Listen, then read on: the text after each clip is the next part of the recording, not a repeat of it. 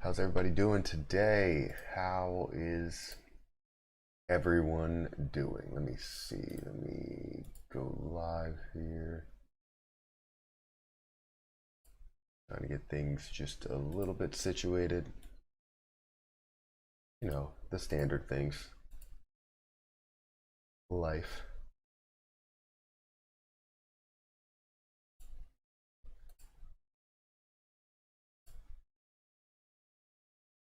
All right, so we got 6 people in here. Make sure you guys hit that like button. Hit the like as soon as you come in here. Does help out. I am cold. Very, very cold. Extremely cold. Good morning, Ink Farm Shirts and Signs. Good morning, William. How am I doing this morning? I'm doing okay. I mean, not everything is up. Not a lot of green, but I'm doing okay.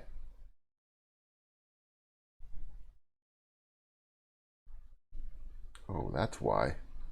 It's 67 upstairs. And it's cold as hell down here. Let's change that. I trade you. It's snowing here. No.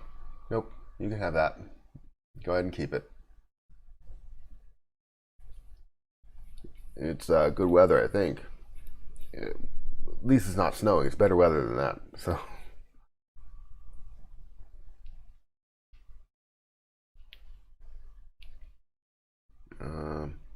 Come down to South Florida. Not right now.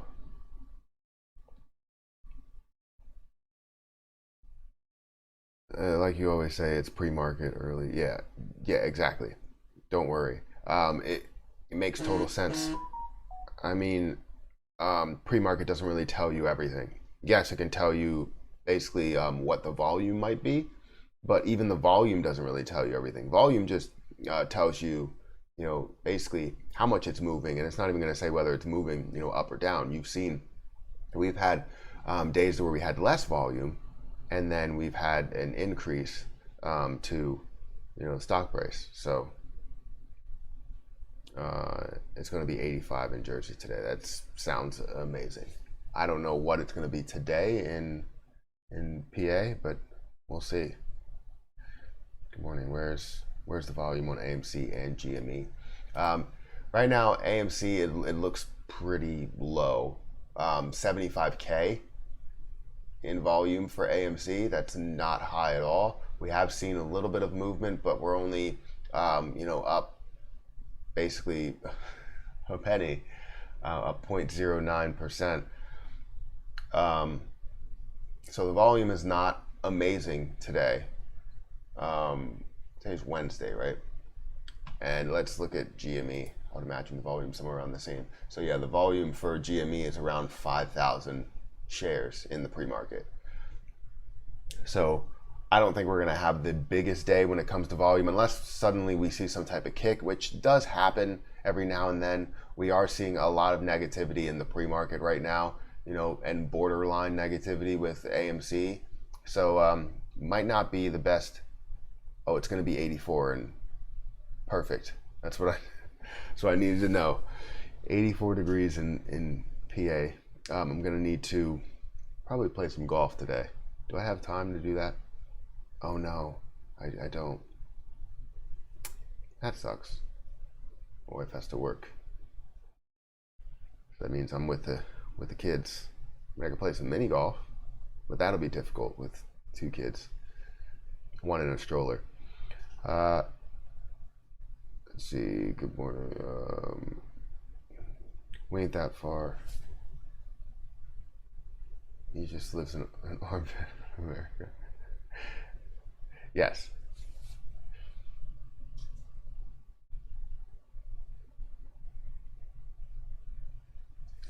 All right, so we have 102 people in here. Thank you everybody for showing up. Make sure you guys hit that like button. We obviously got some amazing news yesterday with the 500 million share dilution not actually happening. So that's good. That's a good thing that they're not voting on it. I mean, eventually it will happen.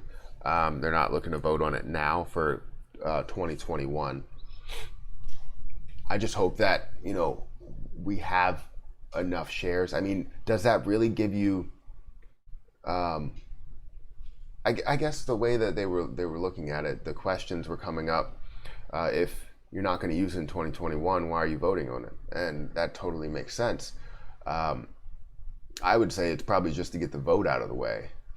But disc golf? No, just regular golf. It's an amazing sport.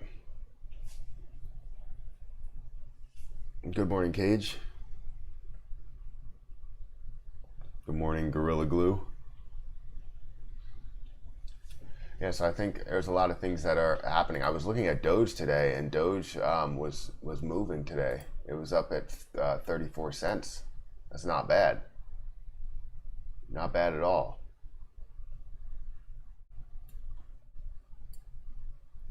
Because I want to see that. And when did that happen? That was on the 23rd. Yeah, I want to see it, you know, go up to about 40 and see that pullback so that I can, you know, sell that position, get back in a lot lower, and raise the amount of shares that I have. That's what I'm looking to do.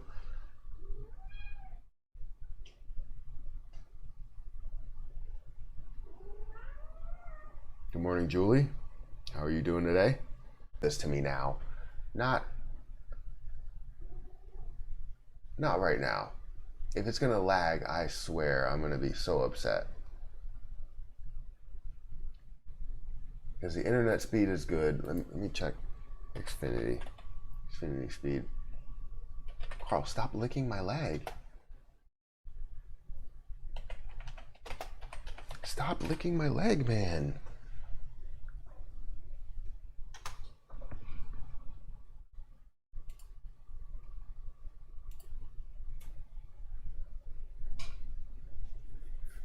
I'm lagging.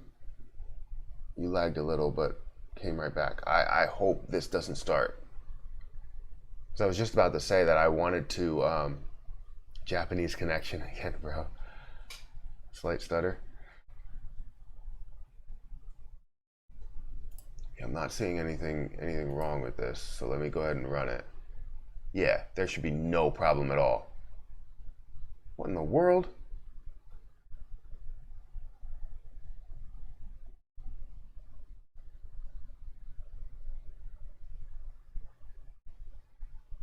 That's weird.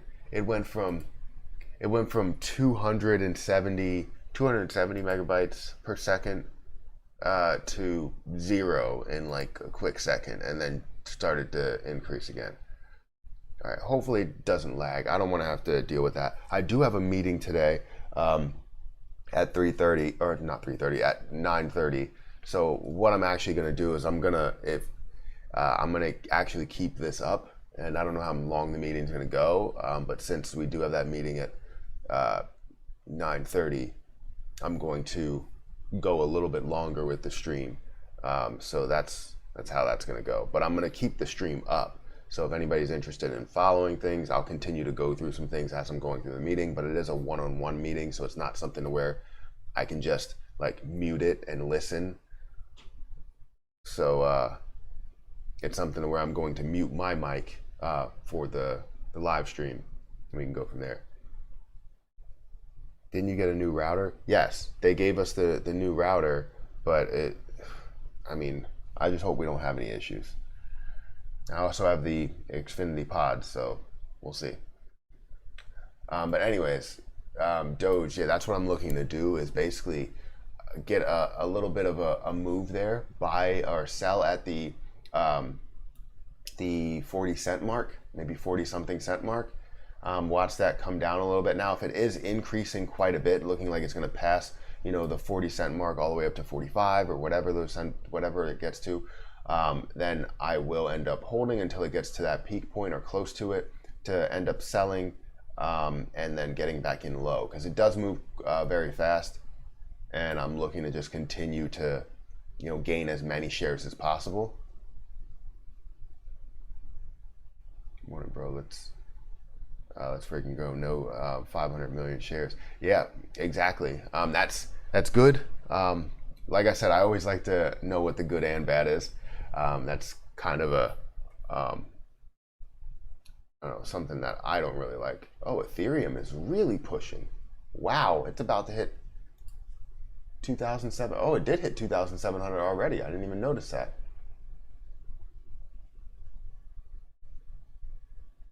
And that was yesterday. Wow. That really made some moves. And it's still making some moves. That's crazy, man. You look at this and Nathan coming through with the all right, all right, all right. Every day, that's pretty good. But yeah, you look at where I wanted to buy in at. This is freaking ridiculous.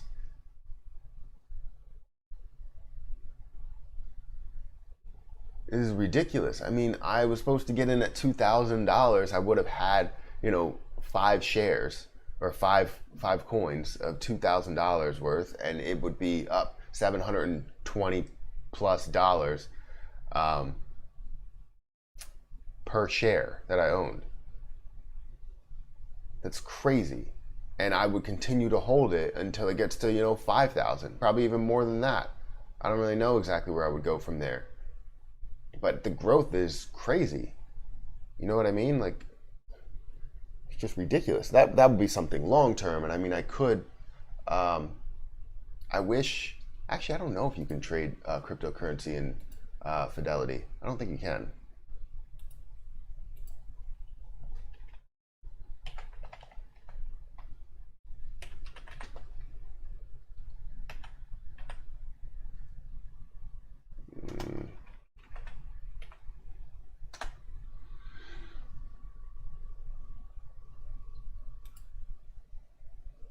I buy cryptocurrencies at Fidelity. Retail broker customers cannot buy or sell any cryptocurrencies at Fidelity, although Bitcoin futures are now available for trading on Fidelity does not currently have any plans to offer Bitcoin future trading for its retail broker customers. That doesn't make sense, man. You're one of the top, brokerage accounts, online brokerage accounts out there, and you're not going to have cryptocurrencies available. That's crazy. Absolutely crazy.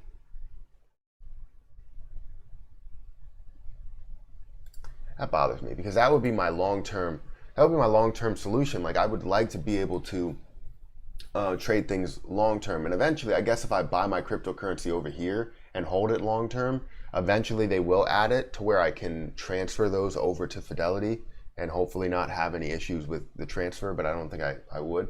But we're at $2,700 of value for Ethereum. That is crazy.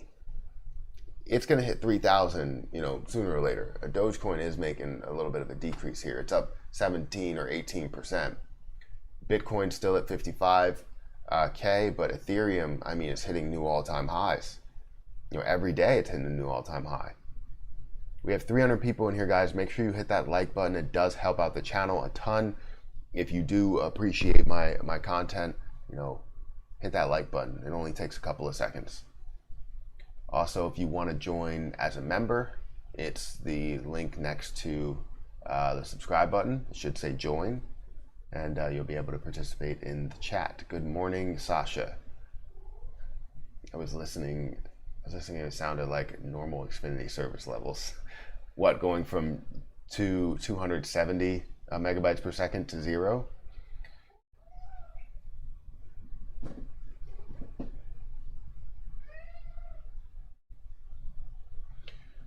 Yes, we have 90 likes in here.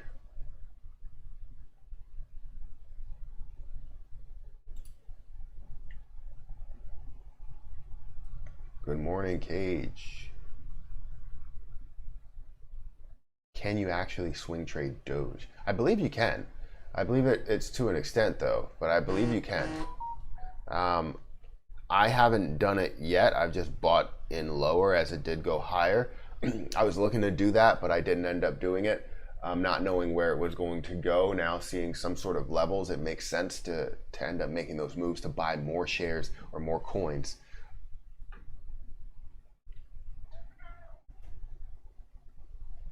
Wake up coffee. All right, all right, all right. Smash the heck out of that like button. That's my morning routine. That sounds amazing. That sounds like a great morning routine. My new morning ritual, smash the like.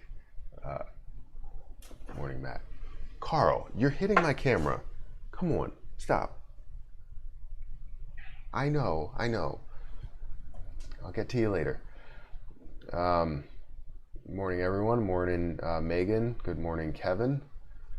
How's everybody doing this morning? Are you seeing positivity? The only positivity I'm really seeing right now is with, Doge, Ethereum, with cryptocurrency, really.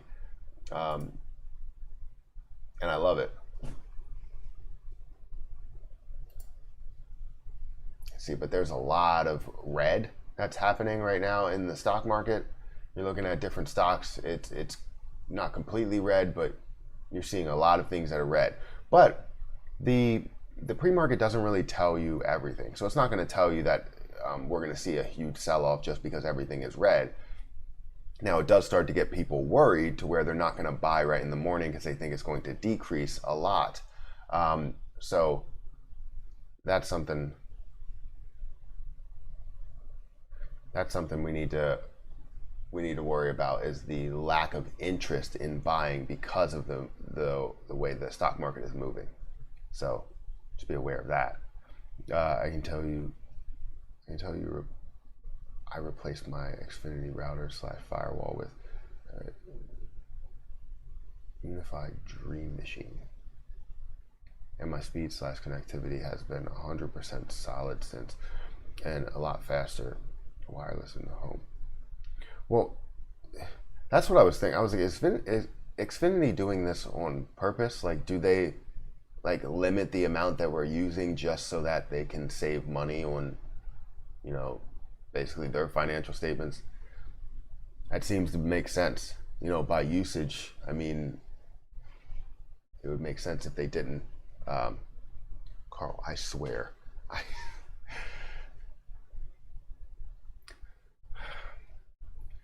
What's up, Jack the Ripper?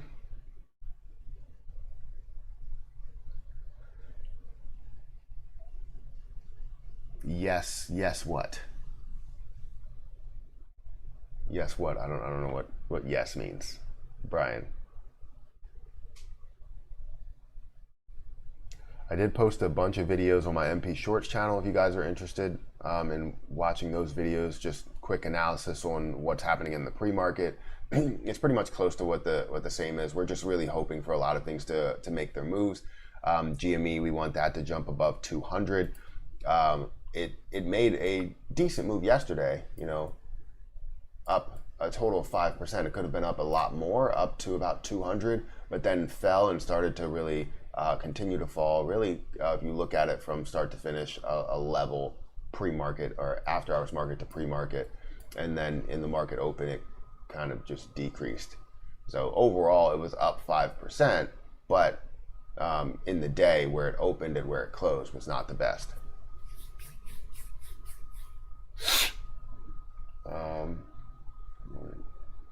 You're riding with me to chemo today. Enjoy.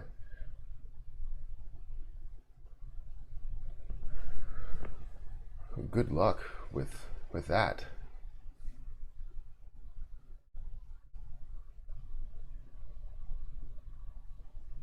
They say it's unlimited data, but it isn't. Yeah, it's not.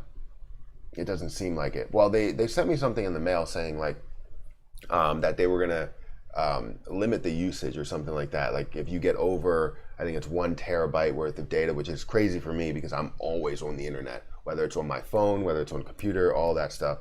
I'm always on the internet. So I was a little bit worried because they were like, anything over, we'll charge you like $25 per 100 megabytes or something like that. And I was like, that's ridiculous. Because if I'm downloading a game, that could take however many gigs. I think it was gigs. Yeah, however many gigs goes over, they'll charge you $25. But they took that away. So that was they stopped doing that. So I was happy with that. I rid of my Infinity router and have a bottleneck of all customers based on the usage in the area. That's good to know. I'll have to look into that. Doge is having a nice push. Was this Musk push? I didn't see anything from Elon, but all I know is I'm actually holding until we see. Oh, is it updated? I'm actually holding until we see something good, or we see the Saturday Night Live, because Elon Musk is supposed to be hosting Saturday Night Live, and I'm sure he's going to talk about Dogecoin.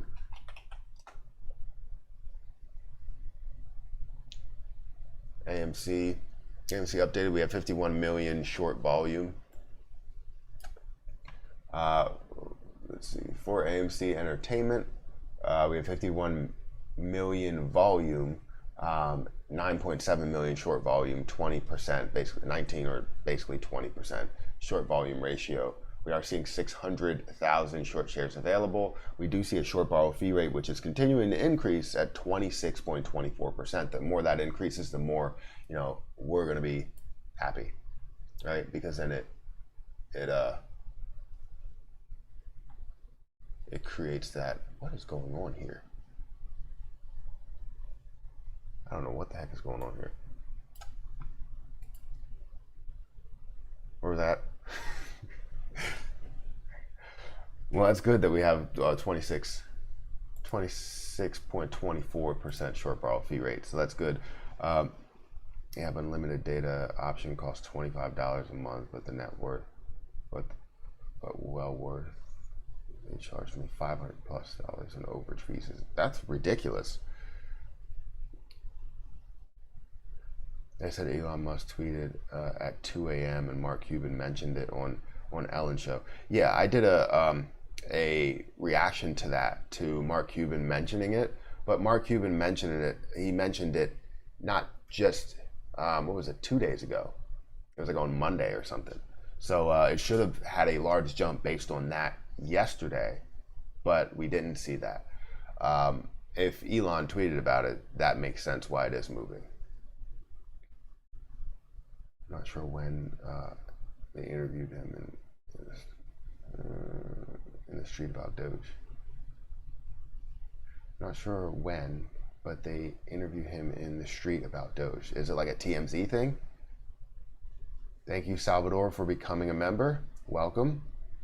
Elon was on Fox News this morning talking about Doge and stuff. Huh. Squeeze coming? Yes, we are literally in, well, obviously a lot of things are starting to decrease a little bit, but just know that when we do have that squeeze, it's the calm before the storm, right? So if we're seeing all of these, interest rates increasing, we're seeing the short borrow fee rate make its move, we're also seeing a lot of positivity when it comes to AMC. It's going to be huge. GME as well. It's going to be huge. Like really big.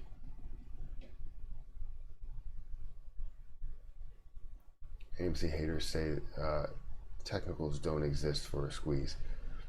I don't know if that makes sense. It obviously does. Every day you're seeing the highest levels of short volume come through for some of these positions of like GME and AMC, and just that alone really pushes it. The only thing we need right now is the volume to partner with that. If we do not have the volume, like if this volume somehow skyrockets out of nowhere and it's like institutional investors jump in, other hedge funds jump in, retail traders are still holding, other retail traders are continue to buy, then we're going to see this skyrocket. But we just need the volume in order to really push that squeeze, because we can't really have a squeeze without that volume jumping up. Ethereum, I know Ethereum is moving. What's happening with Ethereum? Is it doing something crazy?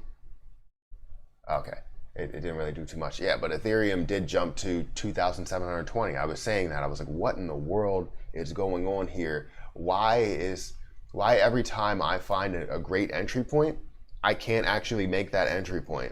And it's always something dealing with my account there. So a little upset, because I could have gotten in a lot earlier with one share of Ethereum, or 1 coin of Ethereum, but I figured I wanted to buy in with more, so I waited until I can purchase more. But I should have bought that one coin, and then I could have bought a lot more.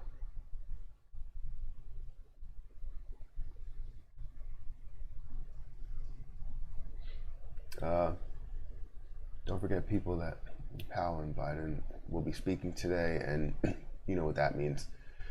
Yeah, we all know what that means. A day to where things are decreasing, but we can hope for the best. We can really hope for the best. I can't do anything anyways, so I can't trade anything. All of my positions are locked in place. I can actually, I have to put through my access request form, or asset request form, whatever that is. Asset transfer form, so that I can take my closed account, all of the value in the closed account, and bring it over to the open account. But yeah, new all-time high of $2,720.44. So it's above 2,700. Good morning, Matthew. Good buy-in point for Doge. I wouldn't say now it's starting to really increase. If you would get down to this $26 or 26 cent mark, I would say that's probably close to the best bet that you can get to. There is some other decreases that you do see, but some of these lows are probably better than buying in at 30. But it is making its move. Just know when you do see a decrease, if it gets below, let's say 30, get to like 29, 28, start making your move in there. But that would be a decent buying point for Doge. I'm looking to basically swing it a little bit while increasing my shares. So I'm looking to get out at like 40-ish, and then watch it come back down to about 25 or 20 or hopefully 17, and then buy back in with a larger amount of shares. But yeah, I don't think it's a bad price right now at 31, but I do think that you might need to wait until it drops down a little bit. It's pushing very fast.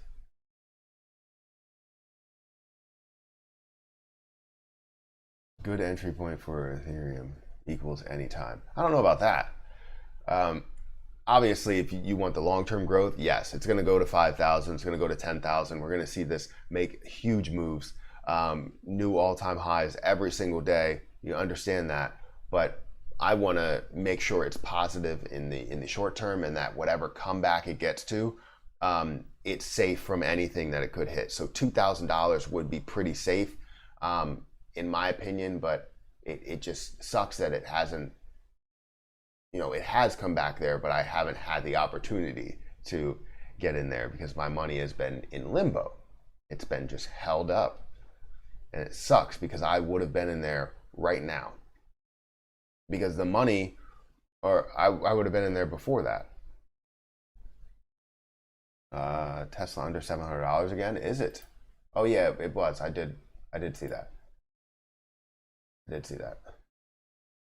But what we need to do is continue to push that below. I like that at the $600 mark. Then I'll start making my move into Tesla, knowing that it can go up to 800 easily. And I wouldn't really hold for the long term. That's not my strategy with Tesla. I understand it as a growth position, but I would just, wow, that jumped. That jumped very fast. You see how fast that jumped? There we go. That really jumped up to $706. What it said, at least. They interviewed someone important about the new tax hike going through the Senate. She said she'd do her best to make sure it doesn't happen. Well, of course. I mean, that messes up their gains. There's a lot of people that are in Congress. They take advantage of that. They have inside information, and it's not considered insider trading. Doesn't make sense to me. If you have inside information knowing that the economy is going to close down and you end up taking advantage of all that, I feel like that's insider trading, don't you think?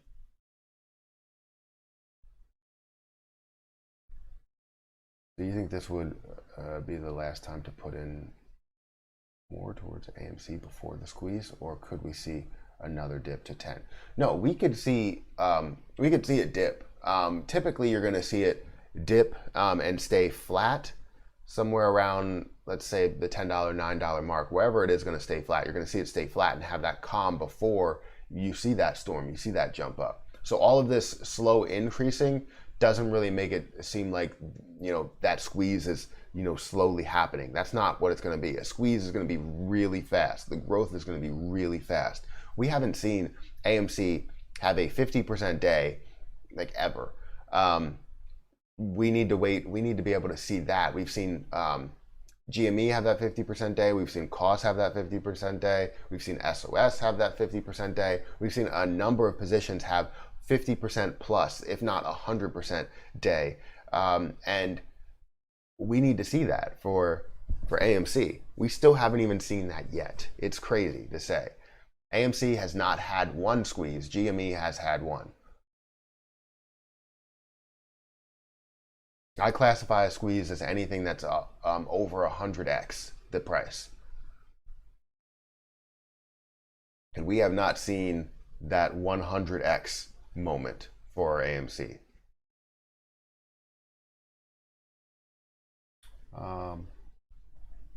Did the same thing with BTC. It went down a nearly 50K mark, and I went all in with the $17.51 that BP had left at the time. I made $1.38.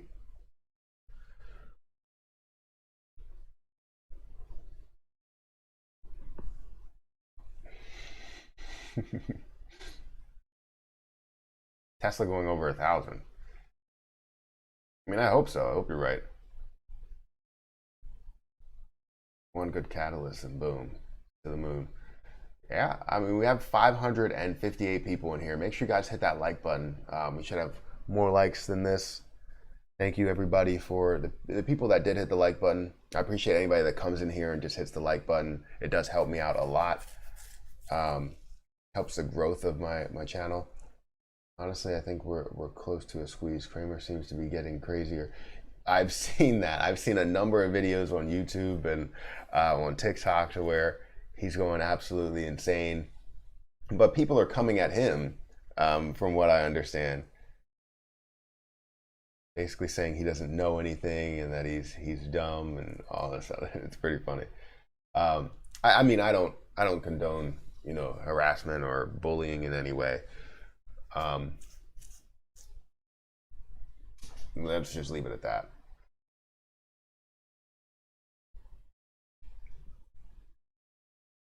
Seems too risky to let go of all your positions at this point. I'll just buy more on a dip. Yeah, it is risky because we don't even know what this week is going to be as a whole. You know, we could see that one moment to where government officials are speaking. We see it decrease quite a bit, and it's just not good, right? And it could be a large decrease, which takes away all of the increasing that we've seen for the last however many days. But we've seen a number of bad days and bad weeks, and we're due for a really, really good week, you know? Crazy, but earnings doesn't seem to move Tesla, but Elon says something crazy. And yeah, yes, 100%. This is like proving, you know, my point of saying that fundamentals really don't matter right now. They don't. I mean, we can say, oh, you know, earnings are coming up. We have an earnings call. They could have the best, you know, revenue in the world, you know, whatever. And it just doesn't hit. It doesn't end up showing, you know, that large increase that we expected from some good news like that. But then Elon tweets, it's more word of mouth, it's more hype, more meme related, you know, and boom, everything just takes off. And that's my point. You know, people are asking me recently, like, what do you think about this? We have some great news. And I'm like, to tell you the truth, I couldn't care I don't want to curse. I couldn't care less about the news right now. Unless it's like news to where certain people are talking about stuff. Yeah, if Elon comes out and says, I'm investing in SafeMoon, like, what? Okay. Like, that's what I'm saying. It creates hype, and then you end up seeing a lot of people buying into these positions. Hi Matt, love your honesty, our honest opinions, and great advice and transparency. I got this Tesla, GME, AMC, Tilray, SNDL, Doge, SafeMoon, sell off everything and divert into Dogecoin and keep 50% Tesla. I wouldn't say that. I wouldn't put all your eggs into Dogecoin. I mean, I understand that, you know, Dogecoin is popular right now, but you don't want to put every single thing into one position. I mean, you have a diverse portfolio. You have a diverse portfolio, um, and I would definitely keep GME and AMC. I feel like those two are movers, and we need to hold those to have those move. However, Tilray and SNDL, it's really tough. I don't know when you got into those positions. It's just extremely tough to look at cannabis positions as something that's a grower. I don't care how I cannot speak. I don't care how ironic that sounds.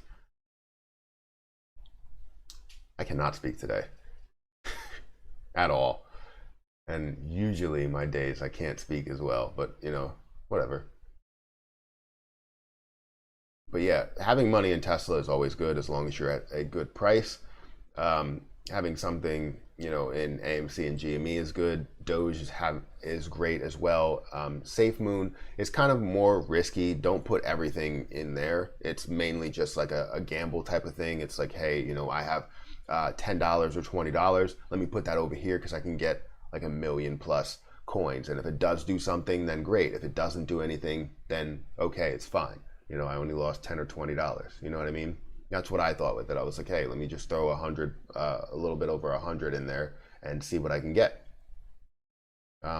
So just wait it out. I haven't even checked it. Don't know what it's doing. It might be decreasing. I don't know, but we'll see. I'll know that SafeMoon is doing something crazy when you start seeing all of the videos pop up saying SafeMoon is absolutely ridiculous. And I'm always on social media, so yeah. I don't condone bullying, but he seems more frustrated than just insult away. Yeah, I've seen that. He seems a lot more frustrated. He looks like an idiot these days because of things aren't going by the formula that has been around for years. Well, yeah. I mean, if you're looking at fundamentals, you're looking at every single bit of fundamentals in order to see stock prices increase or decrease or whatever. You're not seeing that, and you're seeing no logic behind it. It's more or less just whatever people want to buy into, they're buying into. And it creates this chaos, is what Diamond said. It creates this chaos. And I mean, it's good for retail investors. It's bad for anyone's long-term investments, mutual funds, anything that involves all of these different positions or portions of these positions. It doesn't really look good for that. But I think it's good to show that we have strength, we have a say, and it's not just based on all fundamentals that drive a company. Because if that's the case, AMC and GME would not be a thing, because we pumped it, we pushed into this because we believe in the company. We also don't want them to bankrupt companies to be like, non-existent.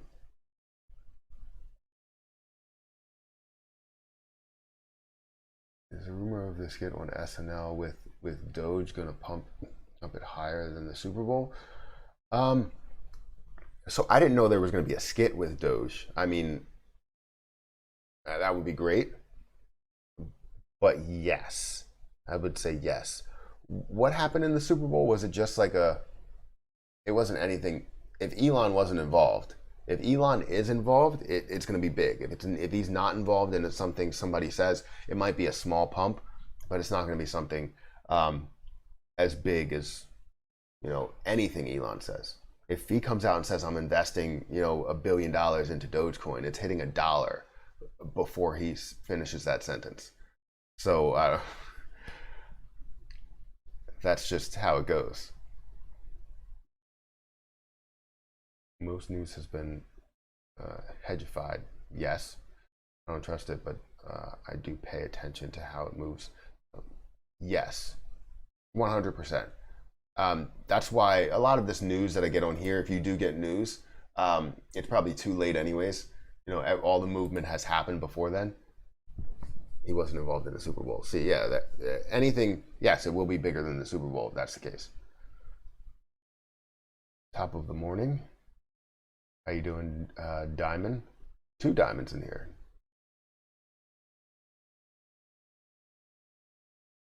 I average 400 Tesla. You have 400 shares of Tesla? And I held it when, oh no, you averaged, your price is 400. And I held it when it was 880. Yeah, that sucks, because you could have basically sold at that point and averaged down, or sold and then bought back in and had more shares. Can't speak, there's a drug for that. Don't think I need it. I don't think I need it. Thanks for the insight. Always feel less panic whenever I check your videos out and listen to you. Thank you for saying that. That means a lot. He wasn't involved in the Super Bowl. Yes. Rumor is he's invested 101 million. He withdrew 101 million of Bitcoin. And his son's B-Day is coming up. So you think he's going to buy some for his son?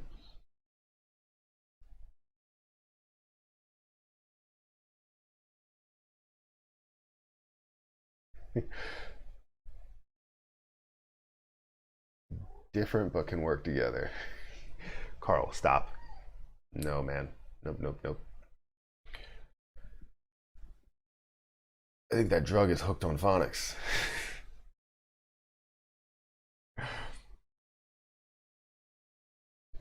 Yes, it is.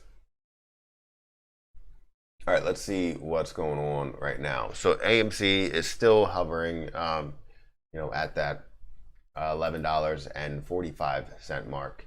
It's not really moving too much. You're not seeing a ton of volume go through. It's only 234K shares. Now remember, when the market opens, I have a meeting today, so I'm gonna let it run. You're gonna see what's happening on the screen, but not gonna be talking. And I am gonna be talking, but you're not gonna hear me.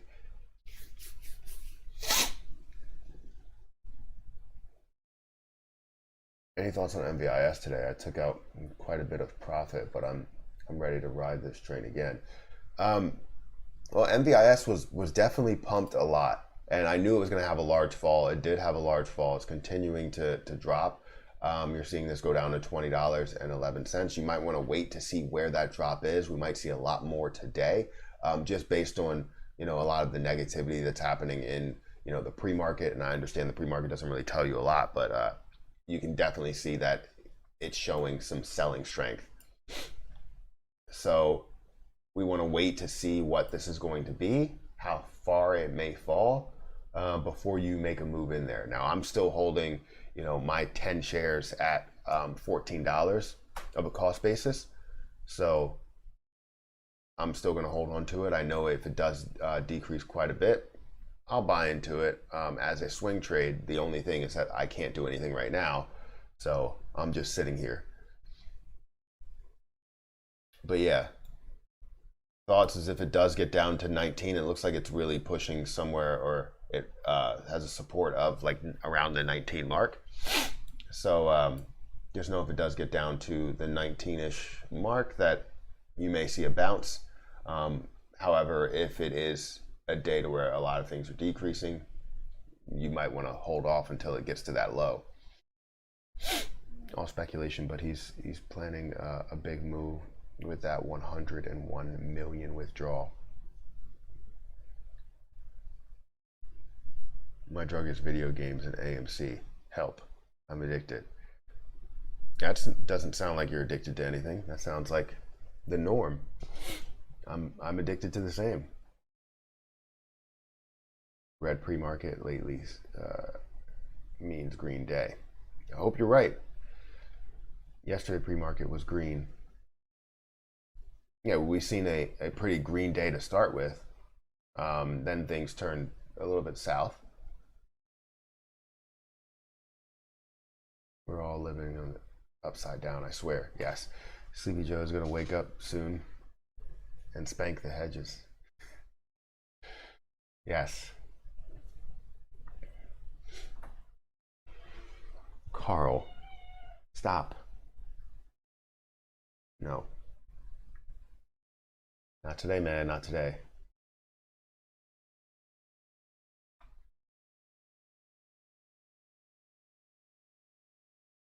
Don't worry, Matt. Carl can take it from here.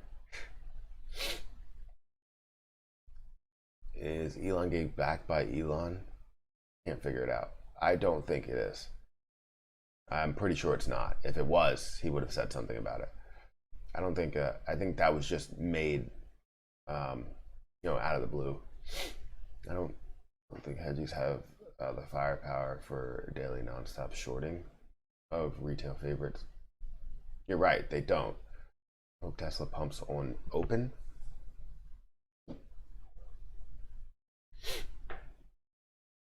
Doge is up 10%. Doge was up more than that. It was up, 18%? Is it 18%? Was it 18%? Carl, please stop.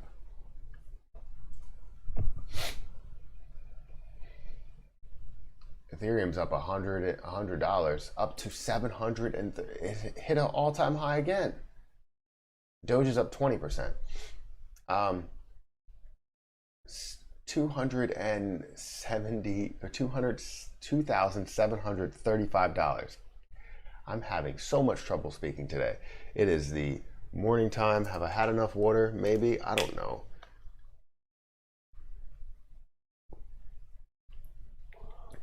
Stop, man.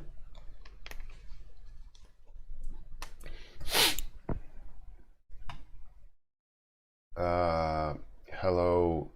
Is it Jan? Han? Jan? Am I saying it right?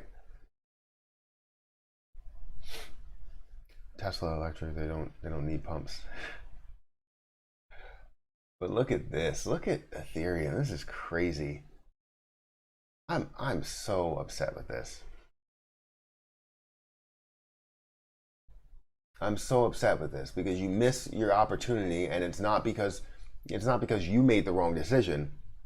I was there, but I made the wrong decision by moving the money. I should have never moved the money. I should have just waited with that money in there and then decided to buy into Ethereum.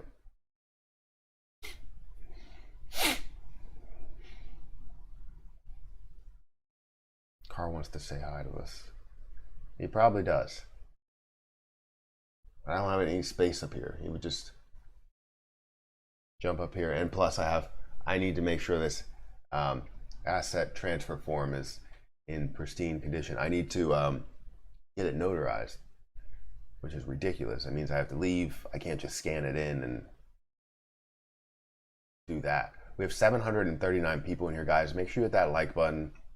It does help out. We have one new member today. I appreciate any new members that I get. So thank you. Up 13%. I'm seeing 20%. I'm not seeing 13. I'm seeing 20.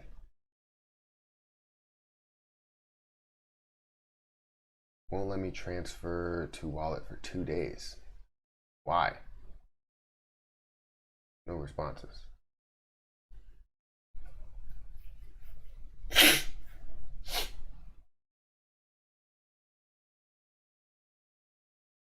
That seems to be how it goes. Yeah, Carl senses the squeeze. Hope you're right there. I can't even move anything in CoinSquare. Makes no sense with holding crypto. Yeah, I mean, like I said, for me, I just want to see this. I want to see this decrease. Not now. Let it decrease when I have the funds available, and then I can find my entry point. But right now, at $2,725, that is crazy. Make sure you guys hit that like button. Hope says hit the like button, so you have to hit the like button. I love Binance. They've been good to me. That's good. Something was telling me Doge was gonna lift its leg today. Carl, stop. I was gonna buy more at 26 cents last night. Yeah, that would have been a good move. See, this is where people get stuck. It's like, is it going to make a large increase? Can you put in $10,000 and see a jump and then end up selling that $10,000? I don't know. For me, I put in 100, see where it's going to be in however many years, and we'll be good from there. Am I in the U.S.? Yes, I'm in the U.S. I heard good things about Binance once they finally approve. Oh, once they finally approve accounts. Mine's been for 8 years, or for 8 days now. My account went over 25,000 on Monday, so I could day trade yesterday.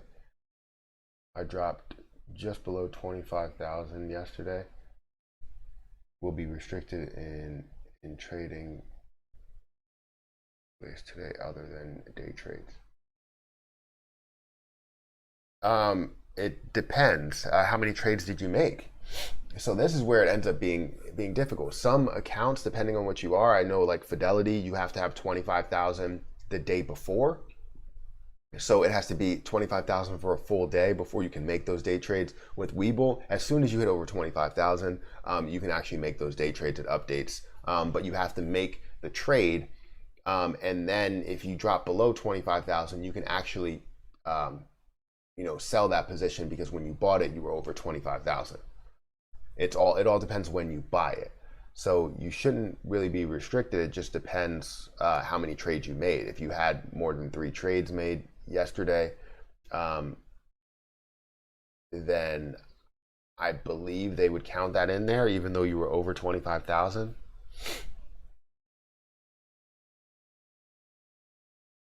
But you shouldn't be restricted for trading. It's just that buy and sell will be an issue.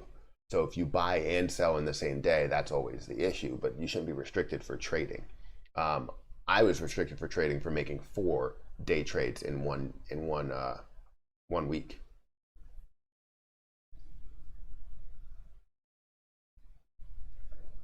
I wish it reset every week rather than, by 7 days in a row, or 7 days in a row. I guess it's 5 days, but still. Stock market's only open 5 days, but still, I don't like that. Morning, everyone. Don't forget to hit the like button. Now Frank says hit the like button, so that means you have to hit the like button. Binance US is not as good as the regular. Good morning, Steve. Yes, I'm going to just use Binance, but I got some coins in CoinSquare. I saw this crazy offer from the CEO of Dogecoin. Who is the CEO of Dogecoin? There's a 2x instant payout for anyone investing 10K to 50K.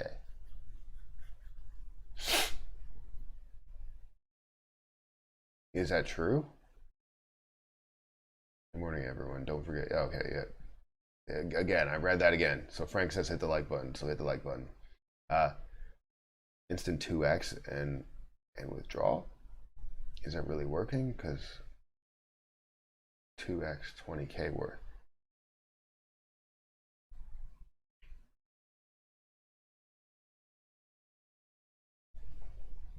You've $20,000 worth of Dogecoin or 20K coins. Thank you for the super chat, JF Wall Street Viking. Yeah, hopefully that answered your question.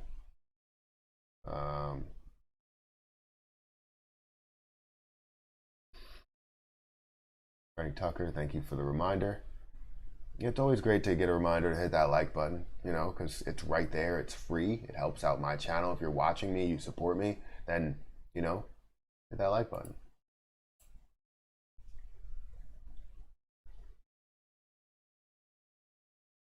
Yeah, it was over 3 because I have a heavy position in MVIS, so I kept selling and buying as those big drops occurred.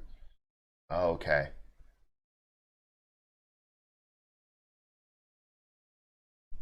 Uh, doesn't PTD apply only to margin accounts? I believe so. I see. Well, actually, a lot of people ask me about that, and I've never. I don't think I've ever had just a cash account, so I can't say it doesn't. But I've always had the PDT rule in place for me. Well, usually it hasn't been in place because I would have over 25,000 in my account, so it didn't really matter. But since I'm moving things to Webull, now we should have about 40K that's going to be in here. I'll probably move out 10K just because I didn't really need to move the whole thing. I just did the quickest transfer that I could, and was moving everything without having to specify what you were moving. Because if I would have done everything, I would have had to basically say all the stuff that I was moving, and it's just a lot. Can you explain the MVIS spike a little? Is it simple as a community finding an undervalued stock and buying the heck out of it? So yeah, it's basically that simple. Now we did have a market that was up, so you're going to see a lot of growth there where people are buying into things that they see as growth positions. So as you start to see people chasing it, they're going to continue to chase it, and then you're also going to see people that are shorting it. So those people that are shorting it, as it does increase, they end up having to cover a lot of their positions because it was being heavily shorted as well. It's just the buy volume was a lot stronger. So those people that were actually in that short position were getting stopped out really fast. So they're getting stopped out, they have to cover their position, which increases the price even more. So it's more of just like a, if you look at it, I know Wall Street Bets, from what I hear, was pushing it. You're seeing a lot of volume, a lot of activity going to small cap stocks. Like there's actually, it actually was the best setup for growth because it was being overbought for a long period of time. And it was the factor of, still having those shorts. It was being shorted, but it wasn't being shorted to a crazy amount. But those shorts, those people were getting stopped out and covering their shares. So it was a lot more into it than just people buying because the short volume was also really high as well.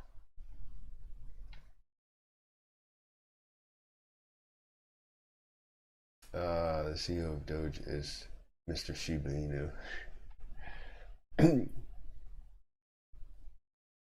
$20K of Doge. I want to make another 20K if I can. That's awesome. Did you grow to 20K, or did you like invest 20K like recently, or invest like 15K or 10K or something and doubled that? Did you see all the crypto channels info on Fine? No, I didn't. I did not. My Webull cash account and has the PDT thing too. So yeah, that's what I thought. I thought it really just applied to all accounts. Carl, if you don't stop, I swear I'm going to just lock you in a room somewhere. I don't know. Come here. If you want some love, I'll give you some love. Where you at? Do you want like a treat or something? Well, they're upstairs. I can't get it. I'll get it later. Just stop licking my legs. I don't want that to happen. It's like somebody taking sandpaper and just scrubbing your leg. Weird. I saw Fine did a major run up and sold off. Where are we at? I only have a cash account. I'm good enough. Okay, so he only has a cash account. losing my money. I don't want to lose money I don't have. Yeah, it just gives you the option to do it. So for me, I don't ever trade on margin. I did it accidentally recently with GME, and I made some money off of that because I had to sell it because I don't want to hold, GME on margin. I'll hold some other things on margin, but most likely I will not hold margin.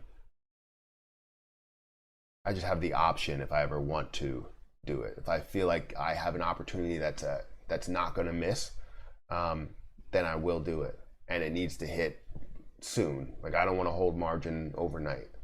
I don't. You thought that was the quickest?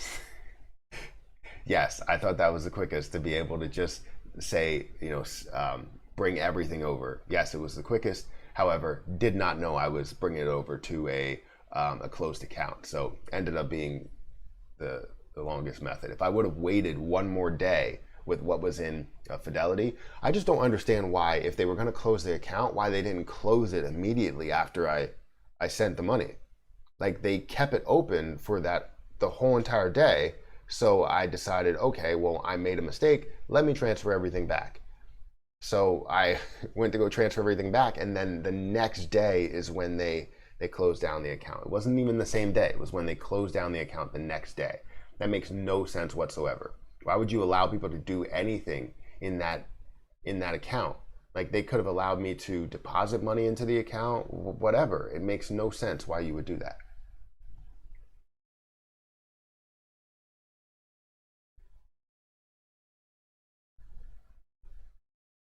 AMC has announced they're not creating more shares. Should I buy more today? It's not a bad option. What is it at now? $10 or $11 and some odd cents. I mean, it's getting on the high side. I always like, obviously, the massive increase that it's going to have is going to be way higher than this. But I always like to say, anything below 10 is a good point, because if you can get in at like 9, that's great. I know it'll be tough to get in at 9 now, but you make that decision. I would say it's not going to be bad for the overall, long-term situation or the long haul. Whenever we do have this massive push, this massive squeeze, it's not going to matter if you get in right now or you get in at $12 or $15, whatever it actually is. So I don't think it's a bad option, but make that decision for yourself. I'm not going to tell anybody to invest in a position. You make that decision. I'll give you my opinion. You make the decision.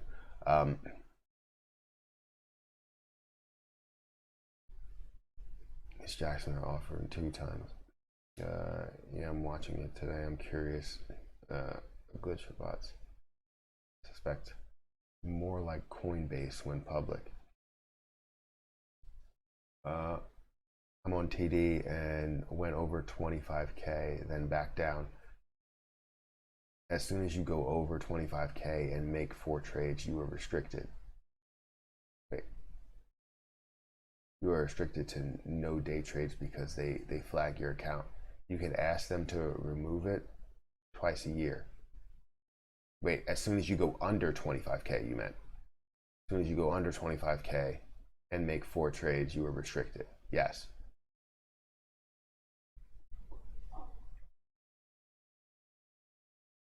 I don't think so. So, like a little squeeze. I don't know who you're talking to there. 10K doubled it. Okay, that's amazing to be able to double 10K. I mean, very quick. And hopefully you can continue to do that off and on. That's what we want to see with Doge. We want to see this swing trade ability. And also we want to see that large growth. People that were holding from the beginning, we want to see that large growth. I miss the days about who killed JFK. Needs attention. What up, what up? What's up, Jack? Did you not see Trey's message yesterday? Ted Cruz killed JFK. He did bring it back. He did bring it back. Cats are kind of weird. I can never figure out what my cat wants. His name's Wilson. Yeah, I don't know either. I know Carl is always around me. He likes to be around people. Daisy does not like to be around people. Like, she'll sit next to you, but if you move, she's gone. Like, if you even move a little bit. Matt, check out the Discord general chat. I made an art piece of Elon, Doge, rocket, space, and Cybertruck. I'll check it out. Give me a second.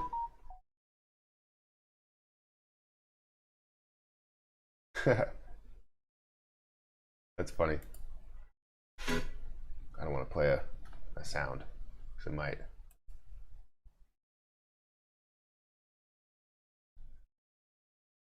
That's funny.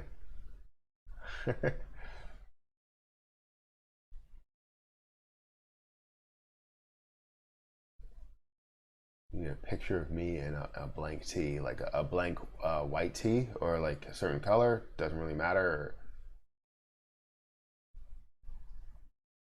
I think I might have one.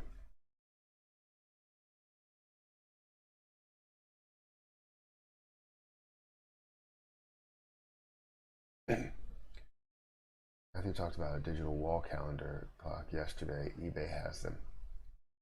So I'll have to get back to that. I don't know if Mike is watching, but yeah, I did talk about a digital wall calendar. They have a clock with a calendar, but what I wanna see is something that links to Google, like your Google Calendar or whatever, your Apple Calendar, whatever it is, and then you can basically update it on your phone so that it'll update on the calendar itself.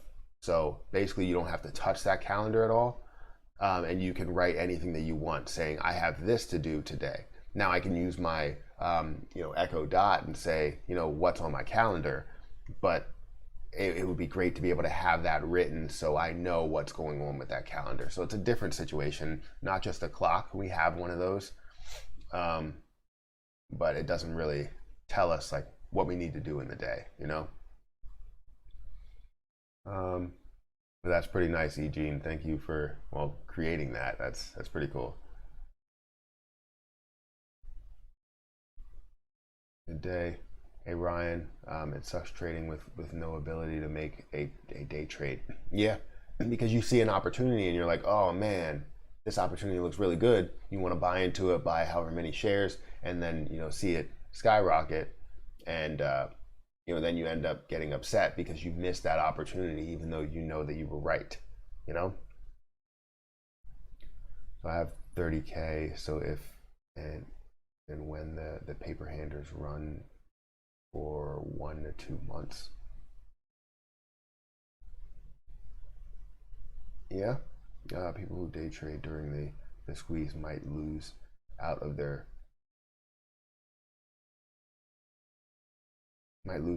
PDT kicks in. Yes and no. So it does depend. I feel like if you day trade, you need to have the 25K in your account. Most people will.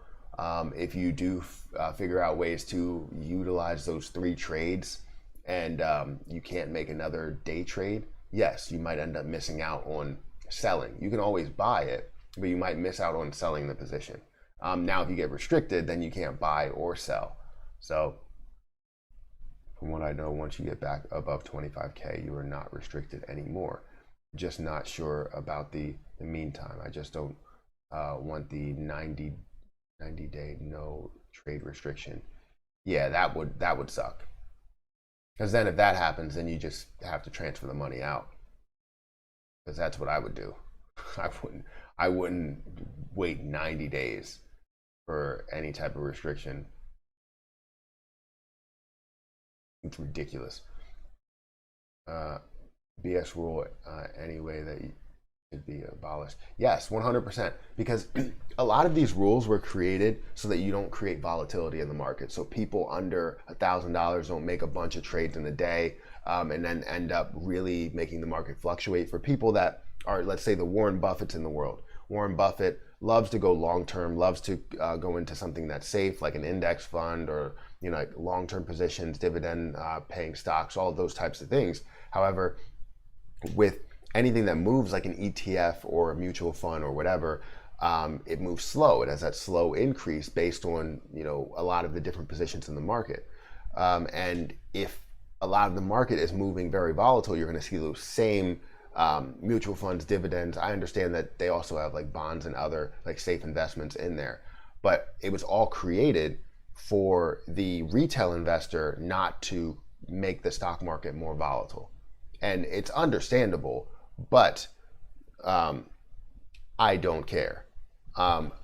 We shouldn't be sitting here making it easy for them to gain 10% on their money or 15% on their money because, you know, they're billionaires or millionaires and they're able to make way more money than we are. And their 10% is equal to us making, you know, 500 or 5,000%, you know? So all of these rules were created just to make sure that the person with less money doesn't invest in the stock market and gain 50% or 100% on their money. You know, it makes it more difficult for them to trade because then you have to realize that, yes, while you do have, you know, trades where you can be disciplined, you also have to worry about the fact that you don't have 25K in your account. I don't know why they don't make it like 10K. I feel like that's a better number. Just something that's, you know, like 25K is a lot to a lot of people.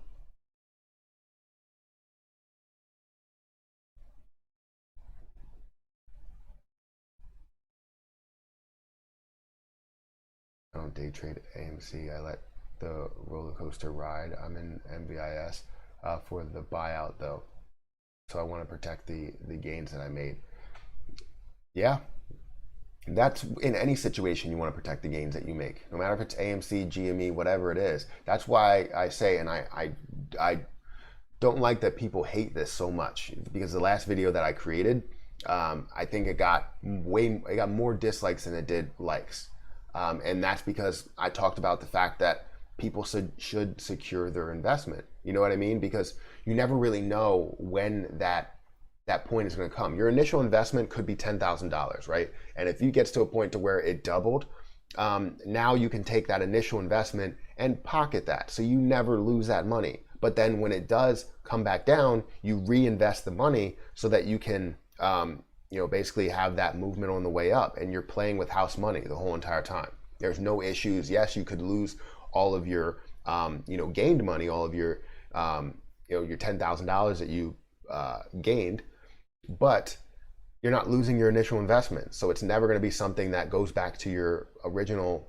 you know, bank account, right? So I think of that as a positive. If you could have done that any time during these large increases or decreases, you would have been good. You could have invested, you know, the $8,000 or took, or like whatever it is. You could have invested $10,000 of a gain plus the initial investment at a lower price to gain more shares and do the same thing, so that you can basically, you know, take a lot of house money and use that for growth. I just don't understand why that's so frowned upon, to take that, because what the hedge funds are going to do is they're going to continue to fight it. And if they're going to fight it, you shouldn't just ride the roller coaster.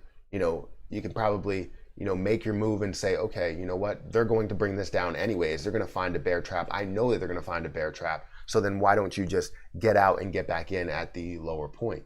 That's what any day trader or swing trader would do. Any real investor would do. They understand where the high point is and the low point is, and make your moves accordingly. You know, I don't know why people find that so offensive. In any other trade, I'm always in it for the gains, but in this trade, I haven't made any trades for the gains, even though I could have easily made about 50 to 60K just in the last however many months, like 2 months. I could have made 50 to 60K doing that, but I didn't. So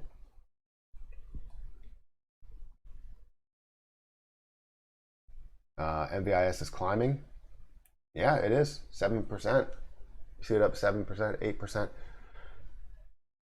And we got about 30 minutes, actually 45 minutes, close to it, until the market opens. Remember, when the market opens, I'm not going to be, you know, talking. The picture will be up, you'll see the stock market moving and everything, but I'm going to be in a meeting. So after that, I will go for 30 minutes after the meeting. So if the meeting ends early, let's say if it ends at 9:45, then I will go from 9:45 to 10:15. If it ends at 10 o'clock, I will go from 10 o'clock to 10:30.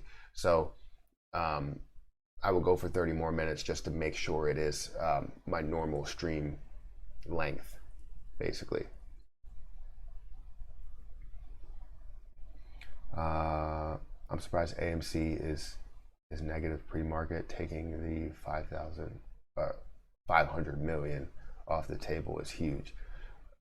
Yeah, it is huge, but we're not seeing that movement. We're seeing down 2%, down to basically $11. It's starting to decrease even more. Thank you, Ben, for becoming a member. Sorry that I'm taking forever to go through these. Yes, I'm watching Good Genius. Back in the 70s of 80s before PCs. I see what you mean. A clock with a daily schedule. No, not even a clock. It's more like, you know how you have those calendars on the wall to where you're going to put like the whatever month it is, you write it in like dry erase marker, and then you have to put in all the numbers and all that stuff. And then you also write like on the 1st, I have to do month end close. On the 5th, I have a dental appointment. Whatever it actually is, you're writing all of those things down. But you also put that in your Google Calendar. So if I have a calendar here, you can see all the bills that I'm paying. You can see everything that comes out. But when it comes to my actual calendar on the wall, I have to physically write that. Now, if I can link it to this calendar and say my phone calendar, I update that first. So when I do update that, it updates on my calendar at home. That's what I'm saying. A calendar that's kind of, linked to your Google account or linked to your Google Calendar. I feel like that's a great option. And you can link multiple calendars to have multiple things just like Google. I feel like that's a great idea, and they need to develop this because I will buy it immediately, and I'm sure a lot of other people will buy it. So, and it's something very simple. I'm sure it doesn't take a lot to do, but I can't come up with it. Carl, why are you laying right here, man? I'm sorry. I'm sorry what I just did. I'm sorry.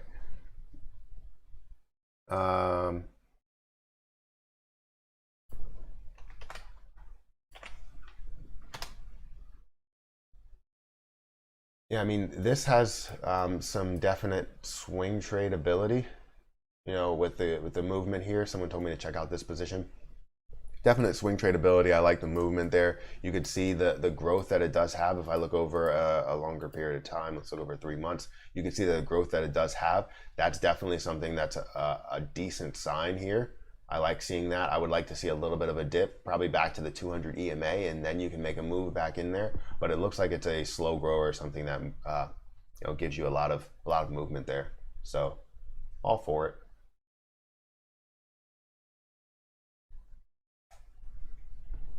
Let me see. Somebody sent a super chat. Hi Matt, thank you for everything. Appreciate the unbiased transparency. That's why I would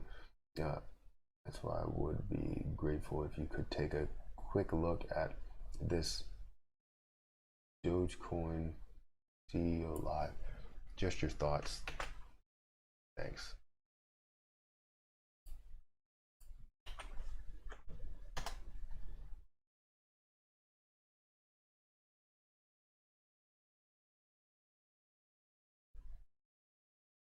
Official Dogecoin event at 2021 or in 2021.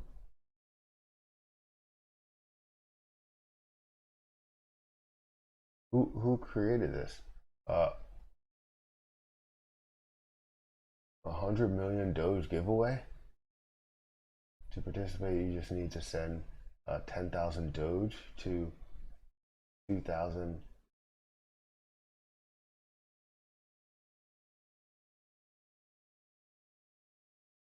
I don't know. That seems like a scam.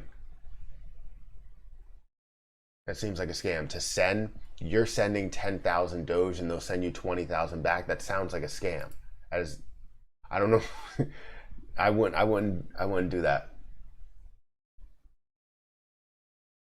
That sounds like a scam. You have a giveaway there.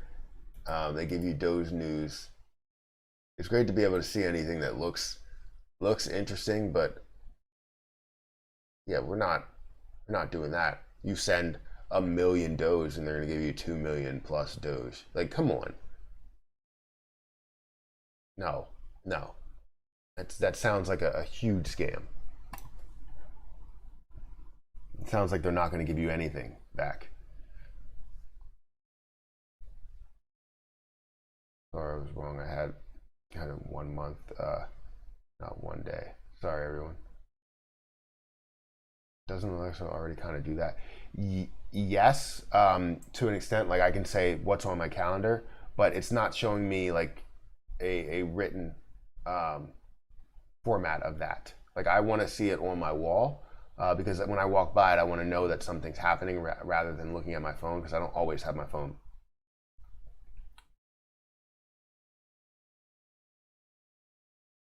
Nathan Carter, you're talking to somebody else. Yeah, I believe it's a scam too. Thank you, Verbmaker, for becoming a member. That's classic BTC scam. Yeah, it seems that way. Advertising through their YouTube site, over 300K subs.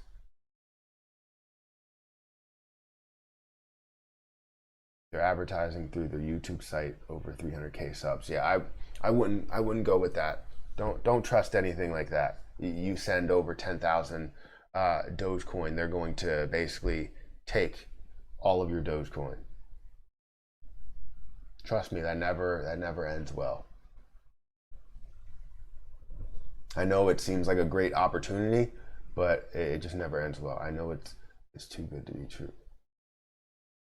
Thanks, Sean. Saved me 20K, but surprised they're using a CEO, etc. Yeah, so they're going to seem like they're probably using the CEO to do all of this. It doesn't make sense why they would do that and create something that, I mean, the website looks clean.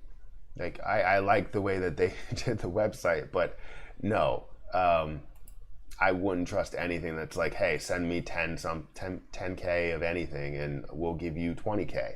No, what's the reason? Why are you giving me 20K if I give you 10K? You could buy a smart fridge. Thank you, Chris Tar, for becoming a member. Brad kind of has a feeling of a pump scam. Yeah, they might have a huge Doge holding, and those kind of movements would pump the price. So you think that they're trying to just pump it only to have that increase? Okay, I guess that does make sense. Basically saying, we'll give you give us 10K and we'll give you 20K just to buy into a lot of it. Or sometimes these pump scams will go, we'll give you 10K and we'll give you like a certain portion, not like double it, but they'll give you like, I don't know, 10% more, because what they're going to do is probably end up selling at a high point and then buying back in low, and then eventually giving you the 10% increase. But I wouldn't trust anything that says, you know, you give us this and we'll give you that. No.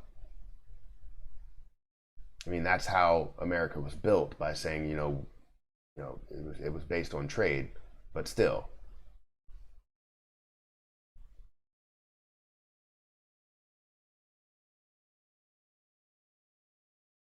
Hopefully I say that right. Thank you, Nataki. Hopefully I said that right. Thank you for joining as a member. Where was I at? Just send me your Doge and I will hold it for you. That's basically what they're saying. Send it to me, I'll hold it for you, and we'll send you something back. There's something similar to scammers using Kathy Wood's image as a hoax. People sending Bitcoin, and she would send back 2x in return. They ran a video on a loop on YouTube of her. Yeah, see, people just trying to scam people. Like if you notice in my comment section, there's a lot of people that recreate. I report them, but they keep recreating new accounts with my, image and everything like that, and commenting on people's posts. And some people are like, hey, why are you asking me to send, Bitcoin or whatever? And I'm like, I'm not asking you to send anything. If you do not see that check mark by the name, it's not me. And I will never ask you for anything, ever. Speaking of that, can I have $1? No, I'm just playing. I'm just joking. Bad timing. Tough crowd. It seems like a tough crowd because I have a loop or a lag. So, hey, MVIS just announced their simple results this morning for their. They're claiming best-in-class MVIS may make moves today. I mean, it's looking like it's starting to increase from what I've seen.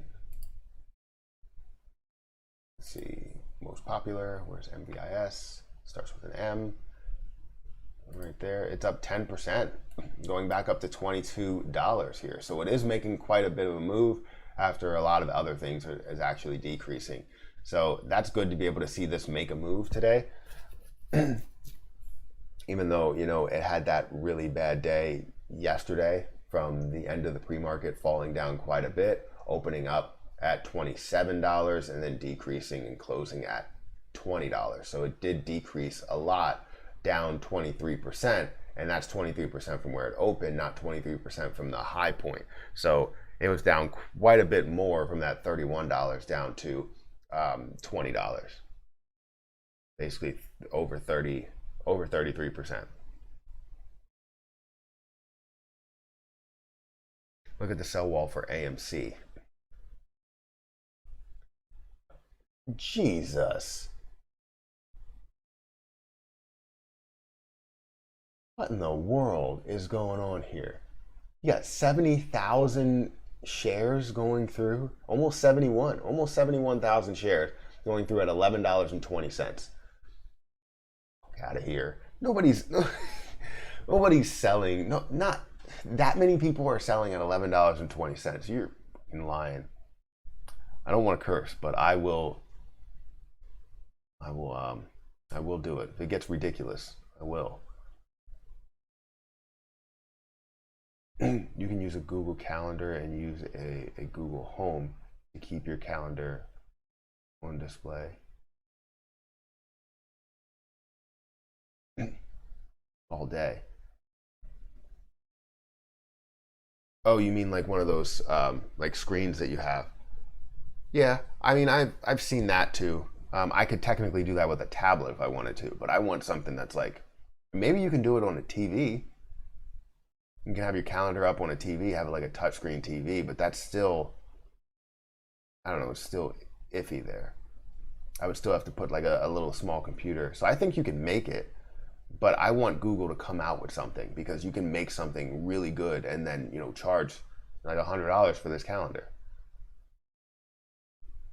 And it's just a simple Bluetooth calendar. I'm sure it wouldn't be difficult for them to make. They probably upcharge a lot of people. Can you you can customize to have a daily, weekly, or monthly display. See, yeah, that's interesting. If they come up with like a, I don't know, a Google wall or something like a TV, you know what I mean? Something that's as big as a calendar. I could technically do that with a tablet or with Alexa as well. Why is this stuck? And yeah, I would just like something that's a full calendar. And the scams are improving by a milestone in the past months. Yeah. Yes. Life of Tony, thank you for the super chat there. Miss Gates, thank you for becoming a member. Does it help the algorithm to hit the like button? Yes, it does. Or like. Just gave you $1 for the month. Thank you. I appreciate that. It means a lot. Yeah, that's what I mean. I only charge $1 really just to, communicate in the chats, have this conversation, all of that. So yeah, once 9:30 comes up, I actually have a meeting to go to. So I'm going to keep things up, and you guys can, talk amongst yourself. Yeah, I will keep things up and keep it going. But I have a meeting to tend to at 9:30. You already got my dollar. Dropping those Doges and profit hands. Weird. Why can't I see you? You can't see me? I think I'm right here. I can't see the text. If you haven't noticed, I squint a lot. Just signed up to be a member to warn you guys. I fell in the scam of B&B giveaway yesterday when the CEO was having a live session. This is a new trend, so please take care. Yeah, like I said, I mean, it looks like, look at this, it looks legit. This looks legit for like, and they're just like, hey, you know what? We have a giveaway here. This is the information. Send us 10,000 Doge and we'll give you 20,000. Yeah, right. Send us 50,000 or $1 million and we'll give you 2 million. It's like the official Doge giveaway by Jackson Palmer. Like, shut up. Like, I don't understand. I don't understand why they would go through that. Go through those lengths. It's crazy. So just be careful. There's a lot of scams out there because people are so interested in the stock market, interested in crypto, that they're just going to continue to do that.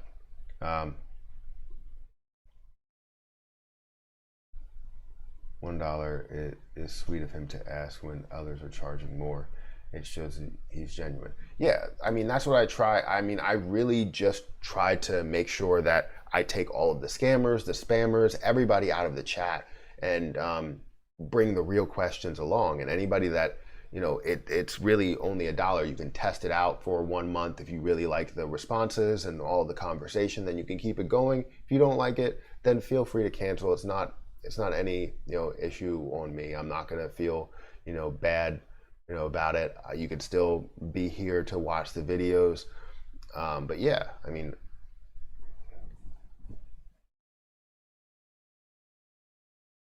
thanks for letting me know. I was noticing that offer as well. It started to fall for a moment and then went up. And the scams are improving by the milestone in the past month. I did read that already. How do you figure out the key price levels of S&R when, and what time frame is the best to use it? S&R. Maybe I'm just blanking here.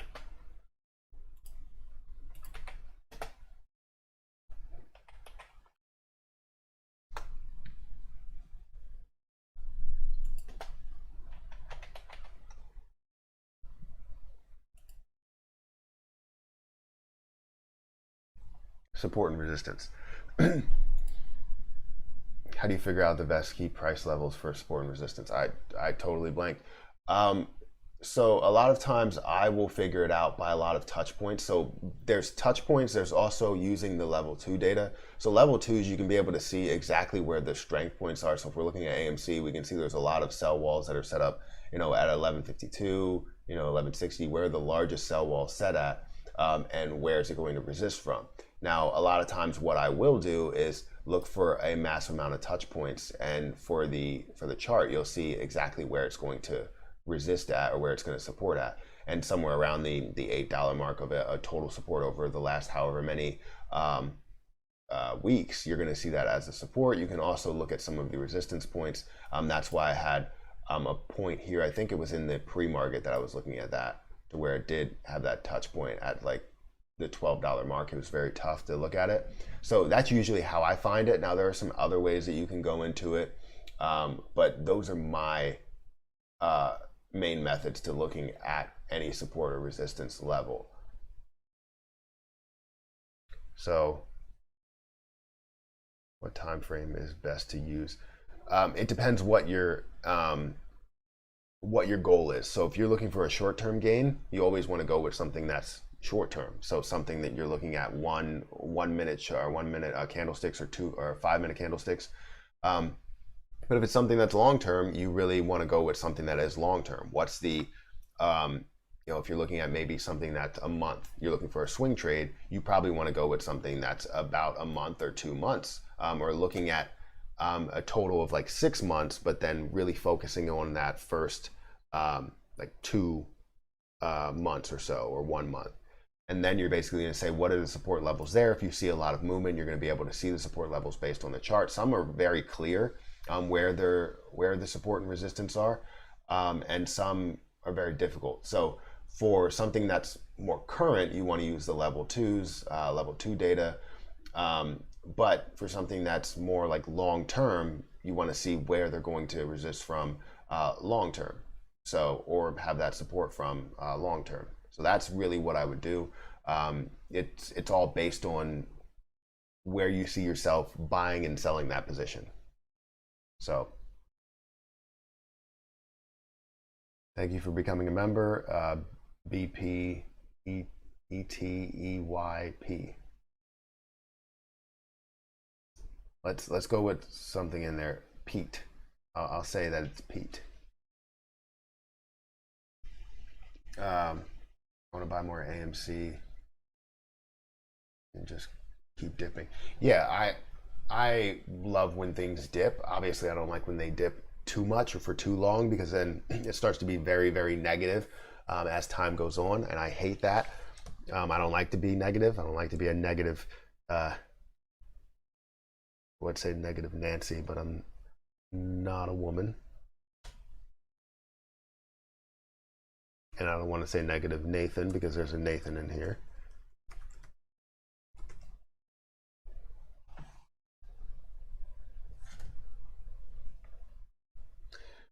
Let me just quickly log in, getting ready for this meeting here.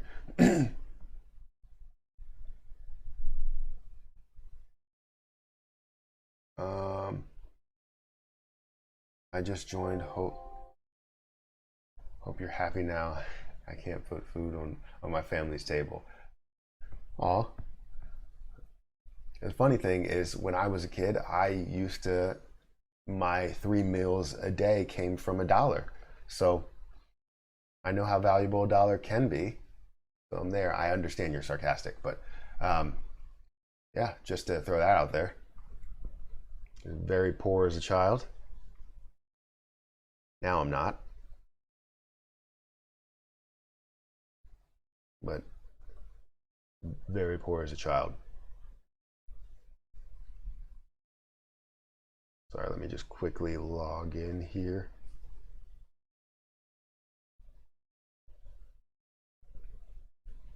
Does anyone know how to put back funds? How to pull back funds if you have a sent via Trust Wallet? I think you have to send it to a wallet to where you can do that, because I don't think you could do that with Trust Wallet.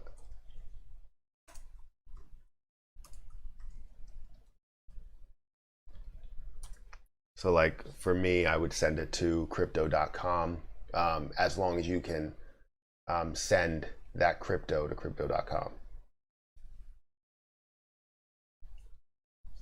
And then you could do something there. Just asking for a friend. Hopefully that answers the question. Convert it back to BNB and withdraw. Oh yeah, you can withdraw from Trust Wallet depending on the crypto. Jerome Powell speaks today. He always messes things up. It seems that way. There's a wallet address for the people asking for the 10K Doge.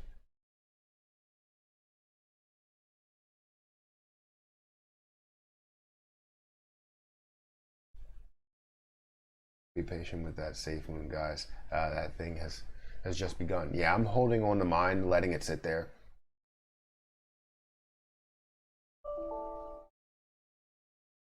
Sorry, pronounced BPDP. All right, BPDP. And I just say beat. I'll say BPDP.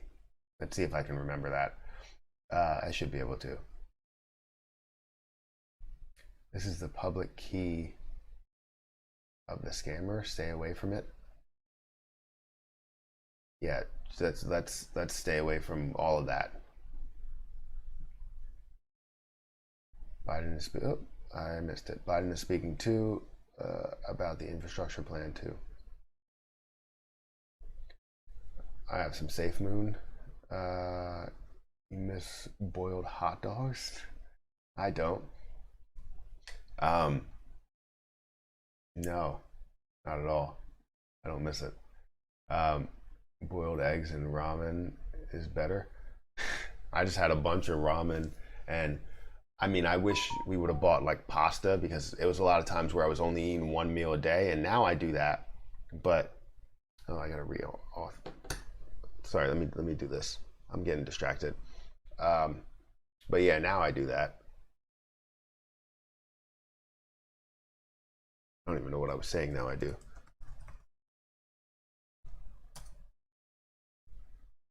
There we go.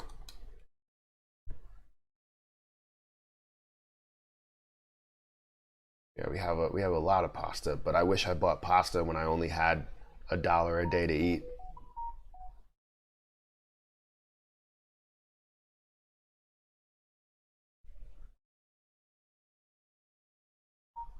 There we go.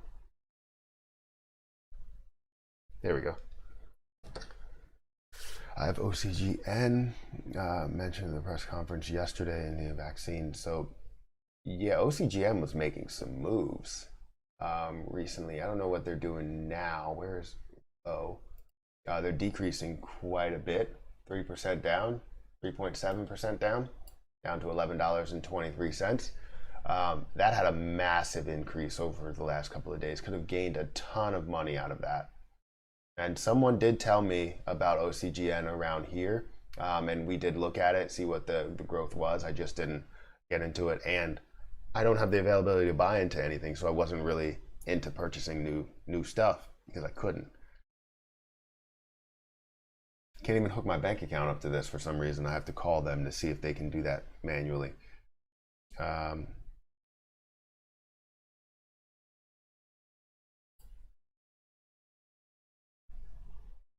I don't know if I should search this.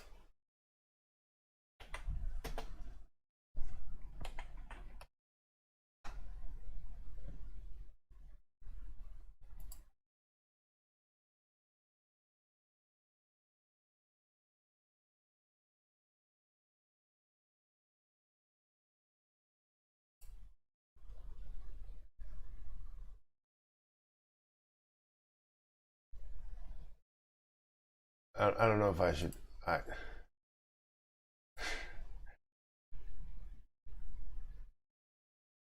Hedges need to man up, cover, and just move on. Give me a break, as if they're losing all their millions. Yeah, I know, Mecca, you got me. But so I was like, I don't know if I should search this because it makes sense that it has 3 letters. It might be a ticker symbol, but I don't know. So funny, really funny. Let me see. Make sure I'm all signed in for when I have my meeting. Remember, everything's going to be up. Wow, wonderful AMC pricing. That sounds legit. That's a new ticker symbol.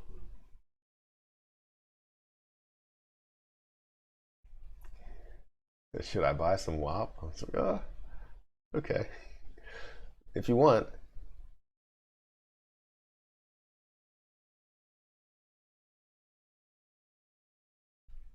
Is MVIS pumping only to dump? It's up 11% in the pre-market. No, I mean, there's some news associated with it that is pushing it up. I don't think it's just to dump. Now, you do have Wall Street bets that's still continuing to push it. But yes, eventually with large growth, you will see it dump quite a bit. There it is. One. Yeah, it's up 11%. It's up 11% right now.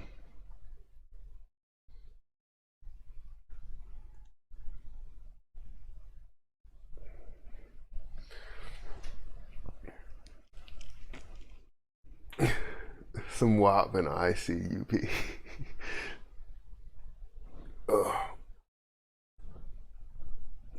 Whew.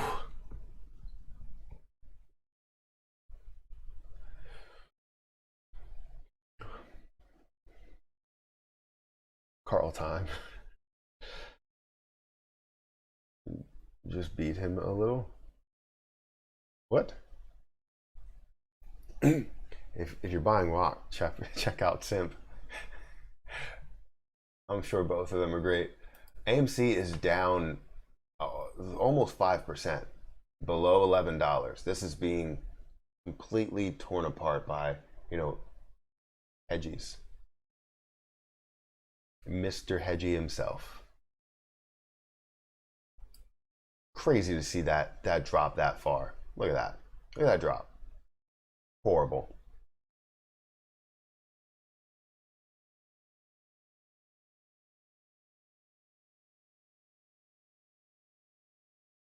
Good morning, everyone. MVIS and OCGN on the SSR today.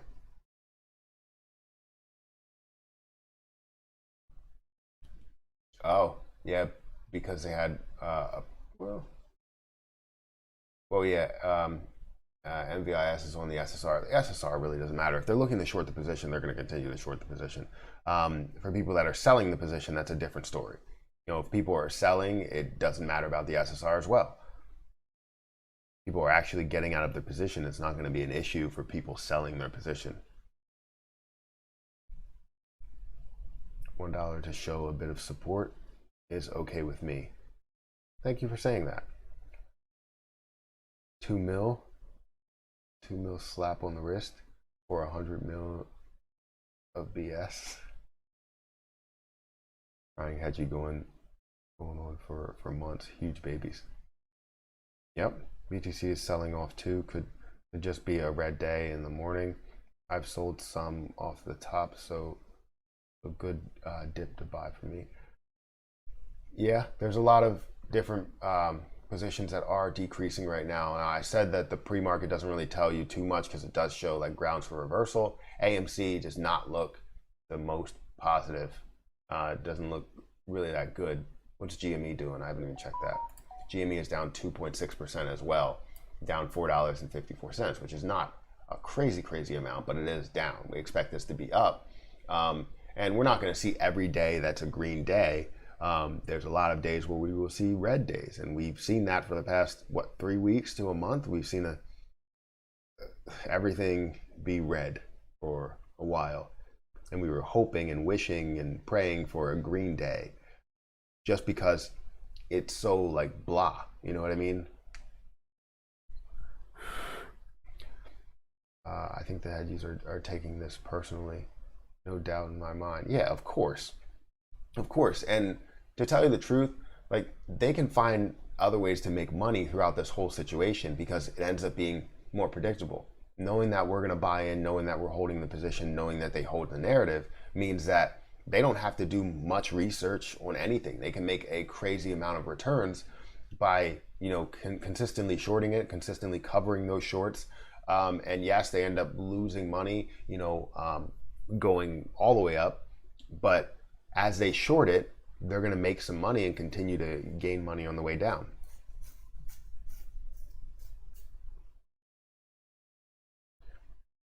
Paper hands thing I never get. We all got in this to put more paper in our hands. I know stock market turned into buying and hold on until the stock dies, no matter what it does. Yeah, that's what I don't understand, and that's why the last video that I created, well, not the last video, but the last AMC video that I created, I got a lot of hate for it. Talking about the fact that the truth about AMC is the fact that people need to find a way to take some profits, because it's all about the retail traders making money in the long run. I understand that the ultimate goal is to get that squeeze to happen. However, do it with house money. You know what I mean? So if you can find a way to, sell some of your position and recoup all of your initial investment while holding the rest, and then if you do see an opportunity to, sell high and buy low, then you do that and then ride it on the way up, because the hedge funds are going to continue to push this thing down. And if they're going to push it down, it's not us that are doing it. Now, if everybody sold everything, it would be horrible. But if you sold a portion of it, kept some in there, captured some profits, because it's all about profit hands, then you're good. But I don't understand why people have to say, I hate what you're saying, because of the fact that you, for some reason, are saying to take a profit in any case. Trey in the house. Son, how are you doing this morning? I'm doing pretty good. But yeah, I never understood that, because the video that I created, I think it got like 400, it might have gotten like 400 dislikes and like 400 something likes. But it got more dislikes than likes. And it was pretty funny, because I was just like, it's creating more engagement, and that's the most engagement I ever had. It was a 12-minute video. They watched 8 minutes and 50 seconds on average. So that's the most that anybody's ever, like, the view duration that I've ever had. It's typically around like half, 40% to 50% is good. So them watching that much was crazy. But still, I just want people to get it and understand that the point of being in the stock market is really to make some money. And I understand the ultimate goal is for the squeeze, but do it with house money. If you can invest $10,000 and then double that, and then all of a sudden take out $10,000 of your initial investment, and now you have $10,000 in there, you're playing with house money only. You don't have to worry about anything else, because you're only playing with that house money. So I just never understood why people hate that so much.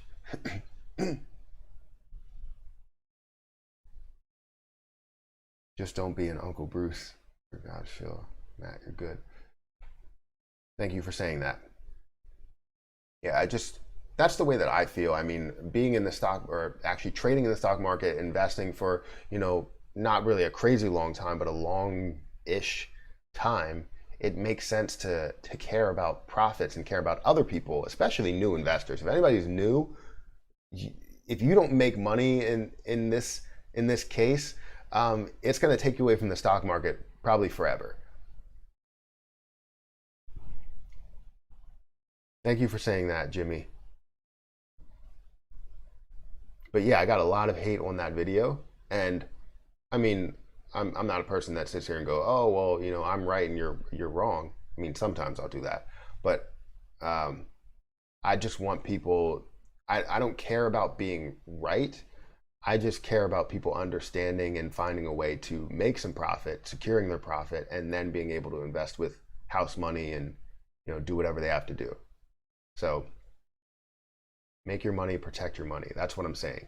Because what I was saying is, with AMC, in this whole situation that happened, and they were going to decrease the stock price multiple times. So you've seen it go from 17 down to $4 or $5, then go up to 11 or 12, down to $7, and then back up to 14, down to 10, back up to 14.87, and then down. So all of that time, typically I would be making so much money there.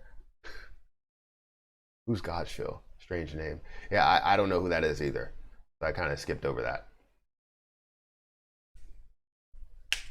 If you don't make money in this case, I'm going to live in the woods.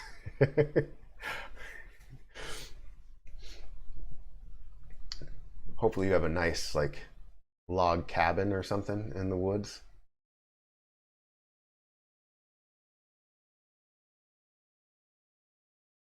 All right, so we're very close to the open. Remember, I can't actually I can't actually talk. I have a meeting at 9:30, but I will leave this up to look at what's going on. I will be moving around to see what happens, but it is a one-on-one meeting, so it's not going to be much that I can say or do. Hopefully the meeting doesn't go as long so that, I can, go my normal time.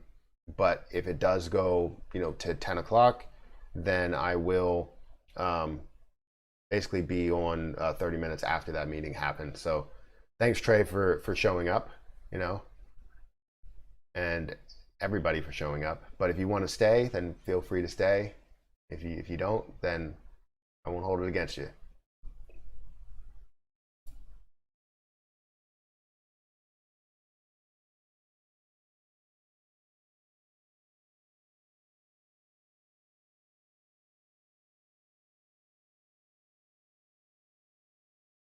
Don't buy. New investors need to know, don't buy a FOMO when you hear news everyone else already heard it. Yes, people don't like being told how to make money. Yeah, that's true. That's 100% true. The bird is the word. You make money, go live in the woods anyways. Well water, solar panels and tar. Yeah, does sound like fun.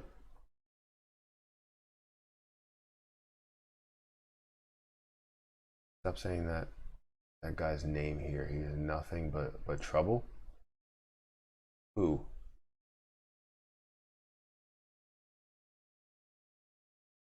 You saying his name will get Matt involved.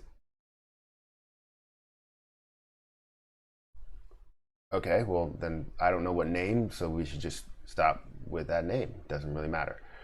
Positive vibes only. Yes, yes, yes. All right, I have to get ready for this meeting here. So if you want to stay with me, then stay with me. But we'll see how the market moves. I will click things around. Well, that's weird that I got a phone call. All right. Yeah, if you want to stay with me, then stay with me. But I'm going to go ahead and go into this meeting. So good morning. Good morning, everybody. But I have a meeting. So still going to be here, but just going to be involved in a meeting.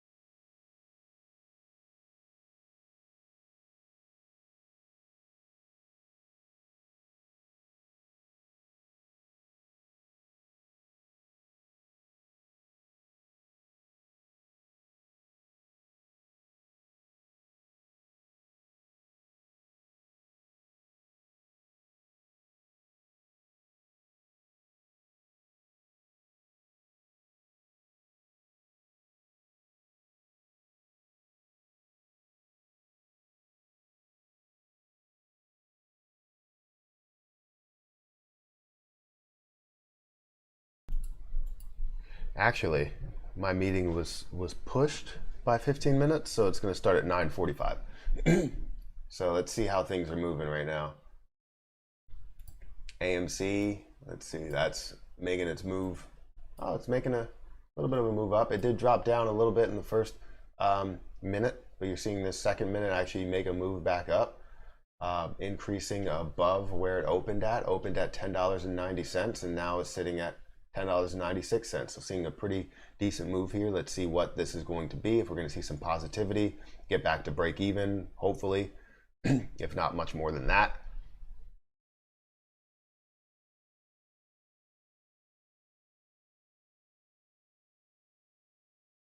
So thanks for that. Thanks for that video, Trey, last night of the 50. Yeah. Yeah, in that video, I was like, whoa, calm down a little bit, Trey, calm down, because I didn't want you to, get yourself all overhyped there, and have any type of issues. So I was like, he's got a little bit of energy. Yeah, I watched the video. These hedges are desperate. Yes, they are, but we're seeing some movement here, back up to $11. Look at all of the red. Look at all this red. Got AAPL up. Coin is down. Oh, it's between break even and being down. We're seeing GME that's down almost 4%.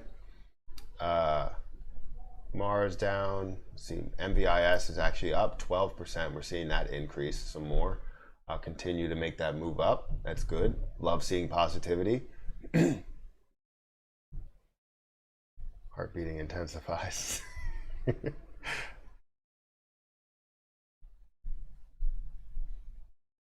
got up to $23, so now it's starting to come back a little bit, starting to pull back. I need cost to make a move. Cost has been spotty lately, been very spotty. Jeez, a lot of red today. Thank you for becoming a member. Is it Shivam? Shivam? Am I saying that right? Shivam? Or am I not saying it right?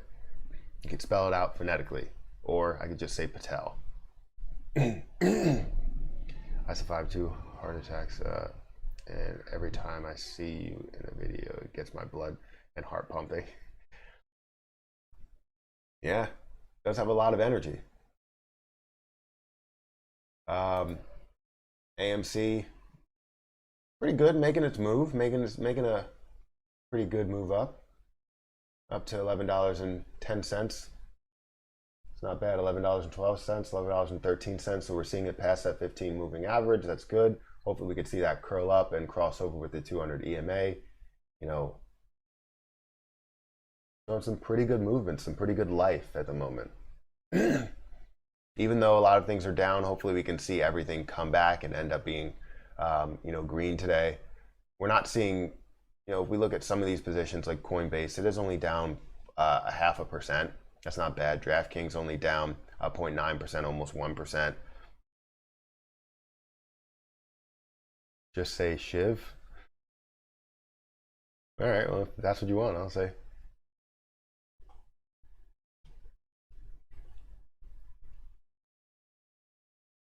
But yeah, 9:45 is now my meeting, so don't have to worry about that yet. But looks like we are really making a move back up to this, almost to the 200 EMA. Good. Good. It's good. Anybody seen, was it Bruce Almighty? Good. Good. All right, we did get back up to the 200 EMA. Still seeing it climb. That's good. We're seeing MVIS still make that move, 15%. Oh, now starting to come back. Starting to come back to that 15 moving average.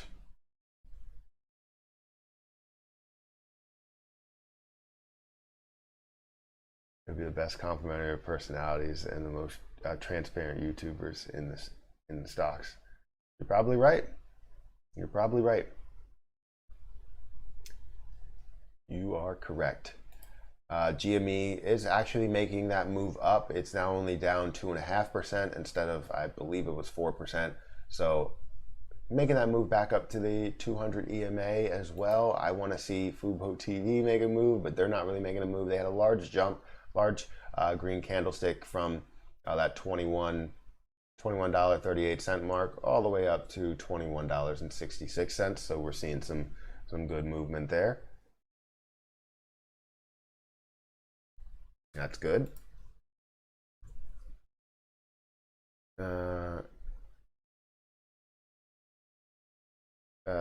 Trust me, why haven't you guys collaborated. I don't know. I'm an introvert person, so I never really collaborate with anybody, to tell you the truth. But probably for the lack of time that I do have, heartbeat continues to intensify.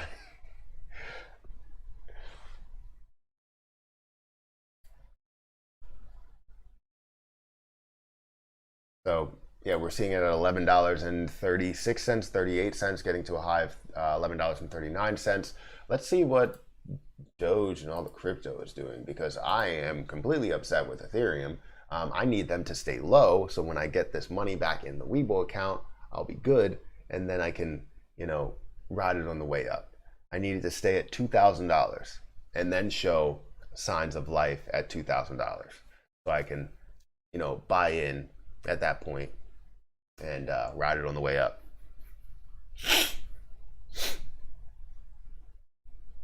That's why it makes sense. Both of you together would kill it and destroy all of them. Take over YouTube.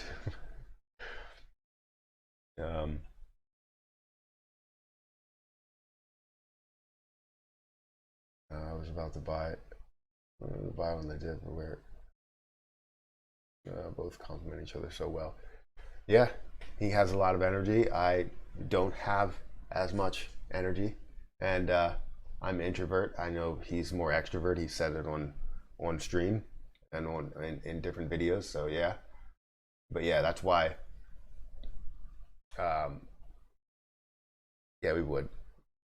GME and AMC moving similarly. Of course, there's a lot of positions that are moving similarly. We can see that I need Dogecoin to do some work so I can make some moves there. Ethereum, I want that to go down to 2,000. Not looking into Bitcoin. I don't know. It's just the movement is just too much. Doesn't seem like it has a lot of strength right now. AMC is at $11.30. It's starting to level out, which is a good thing. We're seeing this 15 moving average get close to this 200 EMA, and we'll be good. But we have about, I'm a fucking monster extrovert. Yeah, I've noticed I am not even close to extroverted. I'm very introvert. You can ask my wife's family, which you probably can't do because nobody on here knows my wife's family or is even close to where I live. So, well, not nobody. There's some people. But yeah, I'm very introvert.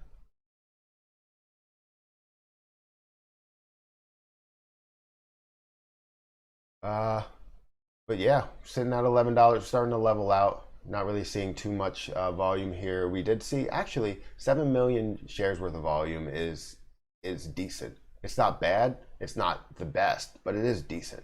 I'll take it. The average volume did go down quite a bit from seeing those low days. I think of like 26 million or so. Seeing 7 million in the first 30 minutes or the first 10 minutes is not bad. Not bad at all. But we don't want to see this. We don't want to see this large decrease here. Anyone ever done a stonk hot tub stream? Those hot tub streams are ridiculous. I've seen so many videos on, not hot tub streams, I'm not watching those, but I've seen so many videos of people like saying that they're taking over Twitch and it's just, they're funny. They're hilarious. I watch the Asher show and he talks about it. I watched some other videos and they did reviews on why they're taking over, Twitch. I wouldn't be surprised if AMC ended at $11.50. Yeah, I mean, I hope we see some more positivity today. I hope it like stair steps on the way up. That would be amazing. But you never can predict exactly what they're gonna do. So I just hope it's not this massive increase and then we start to see it fall again and then everything decreases, which has happened multiple times in the last couple of weeks. So I hope we don't see that. We have about 3 minutes and I'm going to jump into this meeting and then we can go from there, see how long that meeting takes. But either way, I will be on afterwards to sign off. Use brother time to stare at a computer screen for 8 hours. Have fun at your meeting. Yeah, sure, I'll have fun at that meeting. Sure, it'll be great. Don't you usually stare at a computer screen for 8 hours? Is that you do like bell to bell? It's like 8 hours, right? Please take a peek at Mara. Not right now because I'm getting prepared for this meeting because I have a meeting in 3 minutes. So I can look at it, but yeah, let's see. You know what? Let's go into it. I'm not gonna deny anyone access to what Mara's doing.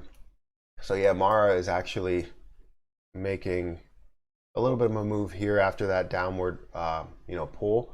We're seeing that push over the 200 EMA. Same scenario, it seems like in every case. We're starting to see green here, and maybe that's the case. Maybe that's because I'm down at the bottom of my watch list and not at the top. Starting to see some green, which is not bad. Love seeing green. But yeah, Mars making a little bit of a move. Down from the pre-market though. It hit 34.80, which is not too far off from where it is now, but it's down from the pre-market.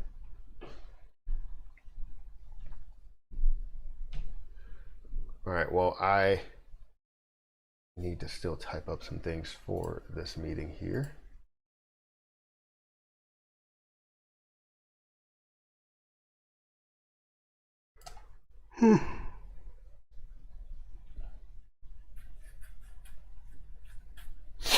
Awesome, thank you. No problem. I need to blow my nose. Can Carl fill in? I don't think he will do that. He will probably step all over the keys and then he'll probably exit the stream. So I don't think he knows how to do that. I should get him like I don't know, some sort of thing that's at this level so then everybody can see him for a while. What do you do, Matt? I'm a financial analyst for a hospital. So financial analysts can do a lot of things, mainly work with financials, financial information, stat analysis, financial analysis, all types of stuff like that. But yeah, not a data analyst, financial analyst. We have those, and that's not it. But I'm gonna go ahead and log into this meeting here. Make sure you stay with me. I will be in a meeting for a little bit, and yeah.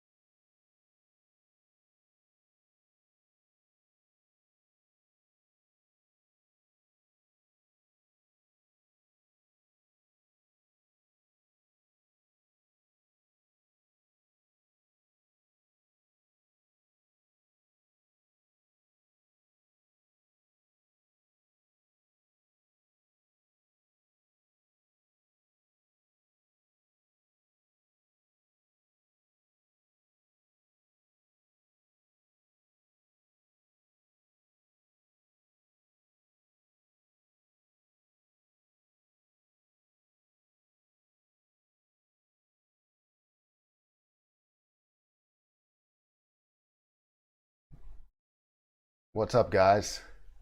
How's life? I'm back. We still have 139 people in here. Thank you for staying with me. It looks like some things have turned green. You see CCIV that actually made a 5.5% increase right now, up to $24. That's pretty huge. You see this large increase that you are seeing with CCIV. It looks amazing.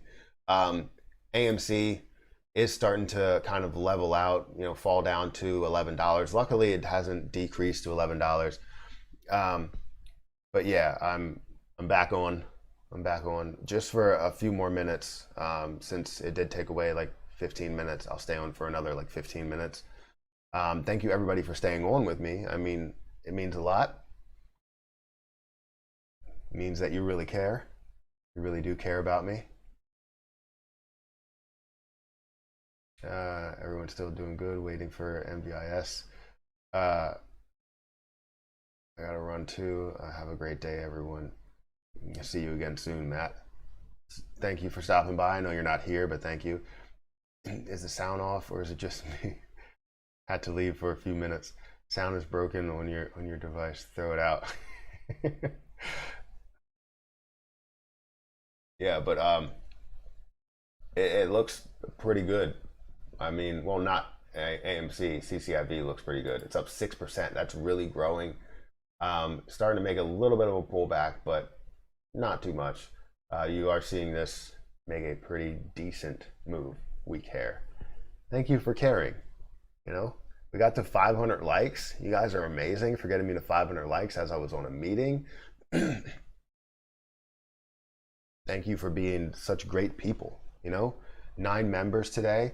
Thank you everybody that joined as a member. If you are still here, I appreciate it. It's Kramer again. He's having another meltdown, is he? He's on a call. He'll be right back. I am back. Thank you everybody for sticking by. We got 159 people in here. Wish it was a lot more. We should have 59,000 people in here, but that's not the case. Instead, we have 162. I'll take it though. I'll take it. What would you rather have, $159,000 or 163? Give me 163 any day. It's a safe investment. That's what it is. No, but we're looking at CCIV up 5%.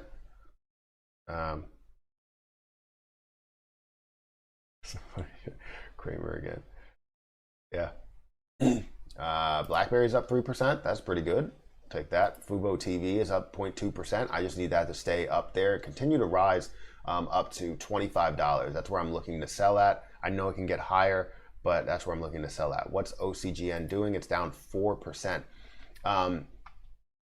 What's my opinion on this?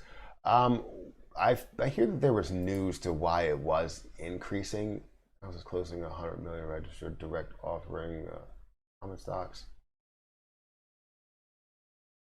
OCGN among midday movers. Yesterday, thinking about buying OCGN. Here's blah blah blah. OCGN stock down during today's session. Microvision shares tumble nearly 24% after surging. Yeah, so I don't really have a true opinion on what's actually happening. It's getting back to the point of where it opened. It opened at $11.19, and you've seen that increase up to $11.86, to where it did fall back down to about the break-even point from open to current price. So it doesn't look bad. Obviously, that decrease does look bad. Hopefully, you were able to get some profits out of it, because that's a decent move. From 11.19 to 11.86, you could have got some profits out of it. Not saying that you have to sell, but it's always great to take profits. OCGN is long term. They were granted emergency use in India and Mexico recently. Well, that's good. What do you see the price? I always like to know other people's analysis on something, or price targets, or whatever. When you say long term, do you mean that you're going more than a year, 2 years, 5 years? What are you looking at there, and what are the prices that you're looking at getting at? Obviously, if you're holding it, then you're not trying to get in right now, but I saw somewhere that the U.S. supplying materials for India research companies like OCGN. I saw somewhere. I usually don't. Where'd you see it? Like, was it just a random post, or was it like a reputable source, highly reputable source? Where'd you see that at? The COVID vaccine.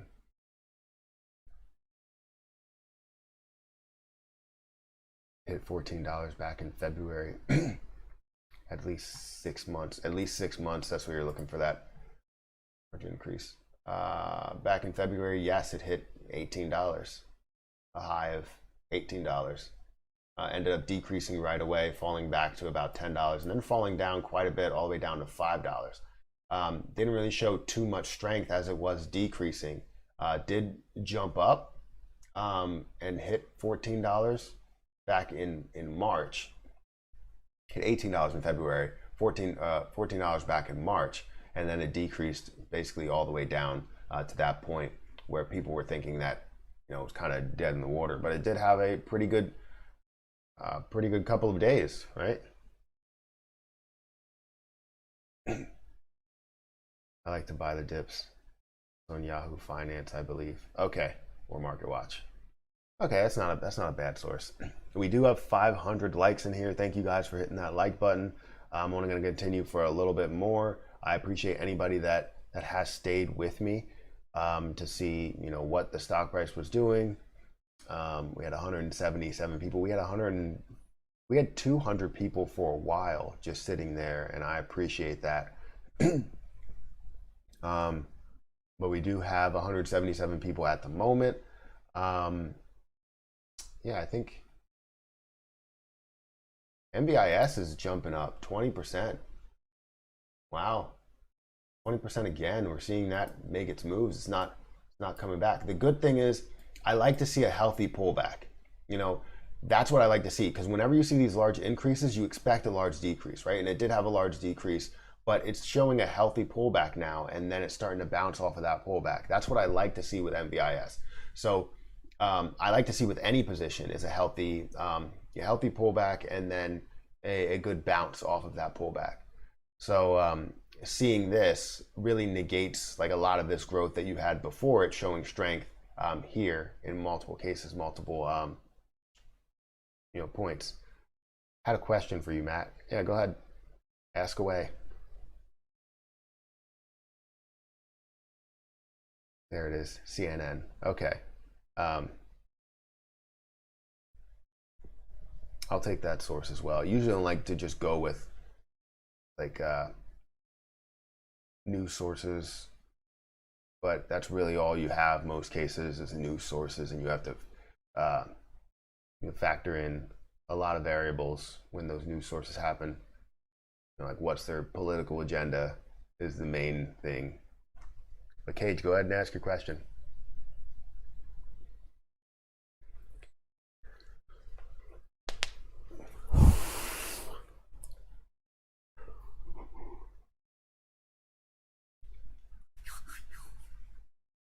Very cold.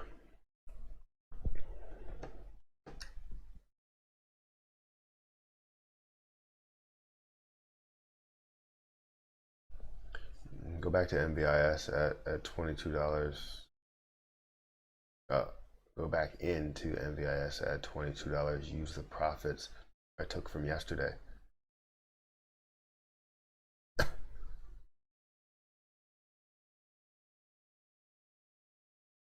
Well, that's good. Hopefully we can see that continue to grow. Considering you've got a no financial advice rule, would a video on a walkthrough on a trade possible? A video on a walkthrough on a trade, is it possible? Like saying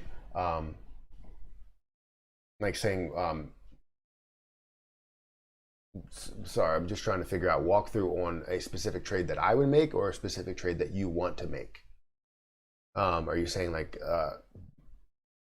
me watch you go through your trade? Is that what, or are you saying like I actually go through the trade and then show you what I'm doing, what I'm looking at when it comes to these trades, if it's considered a day trade or a swing trade? because I've walked through plenty of different trade opportunities. But first comes that research portion. So once you find a position that fits your strategy, so if you walk through my strategy, it would be different than your strategy, because I obviously have been doing my strategy for a long period of time. Now, if it is a swing trade strategy or a day trade strategy, they obviously have different, the latter. Okay, yeah. So yeah, if there's different strategies that I would have for day trading versus swing trading versus long-term investing. The long-term investing is very easy. You can figure out stuff that does move quite a bit, any ETFs that you find, any mutual funds, all that stuff. But walking through specific trades, like say if I was looking at MVIS and I really wanted an entry point knowing that it's going to get back up to 30, right? Or knowing that it's going to get back up to, let's say, it hits this point of 27. First, I want to find that the position has, for swing trades, I want to find that the position has great support levels, great resistance levels, right? And most cases I'm looking for a buy. I'm not going to short the position. Most cases, there are some instances to where I will, but most cases I will not. So I'm looking for a position that has a lot of movement, right? So I'm looking for, let's say, MVIS. This has a lot of movement from 24 down to 9, up to 19, down to 11, whatever it actually is. You see all that movement. Then I'm looking for some decent touch points, some decent support levels as you go through this. And it looks like you can see some at like $19, pushing the $20 mark. So I'll look for that. And I'll say, all right, is this a good bet here to see at like $19? It's struggling to actually make it above there. You've seen a number of touch points and I still didn't do it. Control H, there we go. And I'll look for some support levels. I'll basically say, where is a true support level? It's very tough to see. I would say somewhere right here. You can have some support levels recently. It actually touches there. And then I would say, what's the bottom that it could hit? If it's close to the bottom, I will take that. If it's bouncing off of this support level, which it did, this support level here, that's also a resistance level. Yes, it did, jumped up, and now I'm looking for that bounce, depending on what I'm looking at. So if it opens up in the day here, I'm looking for it to bounce off of that, which it did. However, if it's something of a swing trade, a lot of times I want that confirmation that it's going to hit that bottom. You know what I mean? So wherever that support level is, I'm looking for it to hit that support level. Any recent support level, I'm looking for it to hit there. And if it's not there, I'm not looking to make a trade. It's the short term. It's a bit iffy for me. Yeah. So when I look into something like this, let's go into a ride, because this is not showing a great move. If I wanted to go into MVIS, I would say that this bounce was the best bet to get in somewhere at this bounce at $19, as it was resisting multiple times at that moment.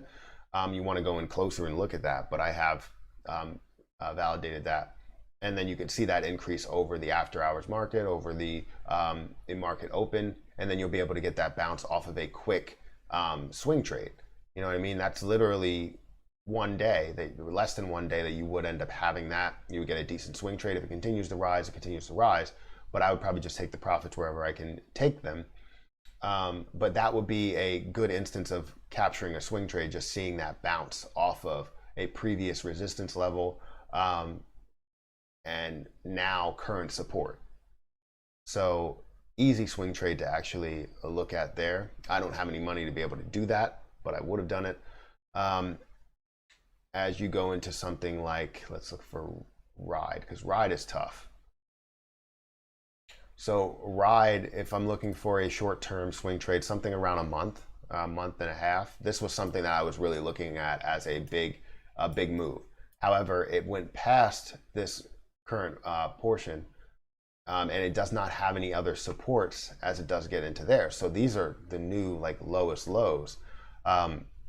So when you do see that bounce, you would have to look into it a lot further to see where the support level is. But a lot of times I will look at the support level, see if it's being oversold at the moment. And it obviously was. Get into that position somewhere around the $8.89 mark, and then ride it on the way up, maybe to $10, $11. if you wanted something shorter term. If you wanted something longer term to push you all the way up to 31 or 20, you can ride that out from that $9 mark. So that's usually what I'm looking at. Now, when it comes to, let's say, a day trade, let's look for a good position that moves a lot. Let's go with 5 days. Let's say for a day trade, typically what I'm doing is a lot of the buying in the beginning of the day, unless it's one of those down days. So for something like DraftKings, DraftKings, a lot of things will make their moves down. If they end up making their moves down, then you know that it could be a really decent buy. So it makes its move down, it starts to consolidate, right? The only thing is that this may go against you if you ended up buying somewhere at this moment, which it does seem like these are strong candlesticks. So you probably would have bought at this moment. Depending what your profit to loss ratio is, you might have gotten stopped out somewhere around here. However, when you do get stopped out and you start seeing this increase again, you start going back into it. So it doesn't hurt to get back into a position after you do get stopped out once, because you might have just hit a false low and now you can get in at a new low. And if you lose, let's say you have a profit to loss ratio of 5-to-1. So what you would do is basically say, I want to gain $100 and only lose 20. Now you're showing that you're buying 100 shares of this, and you want that to grow by $1, right? So you buy 100 shares of it, it grows from this moment, you probably buy in somewhere around here. It continues to increase. You continue to ride that on the way up. Now, do you sell when it gets up here? Or do you end up making the move to hold for a long period of time? Now, that's up to you. It didn't really hit a profit target. It went from $57.77 up to $58.22. It didn't hit a profit target. So you continue to hold as it is going up. It's not going against you. So then you can keep running up and keep letting it run, because all you have to do is adjust those stop losses as you go up. So if you want to adjust the stop loss as to a new level, wherever you want to, you can, but keep riding that on the way up and gain some money out of it. But I always like to invest in the morning, early in the day when you have that large decrease, and then you can catch that V-shaped recovery. So there's a lot that goes into it. It depends on swing trading, day trading, and long-term investing. This is some great stuff, man. So glad I stayed on, learning so much. Your streams are always helpful, but these past two days your streams have been on fire. Well, that's because Trey showed up. He's no, I like teaching people stuff, and the thing about it is I always want to tell people, look, I will teach you what my strategy is, but I want you to implement these things into your own strategy and see if they work, because they might not work for you. They work for me, but they might not work for you. So always take this, not advice, take these opinions and teachings with a grain of salt, because you need to implement it into your own strategy. Whatever your account value is, whatever time you have, a lot of different things. So is the resistance how much the company is worth per market cap, or buying or selling as well? I wouldn't say that. It's more buying or selling. It's more of the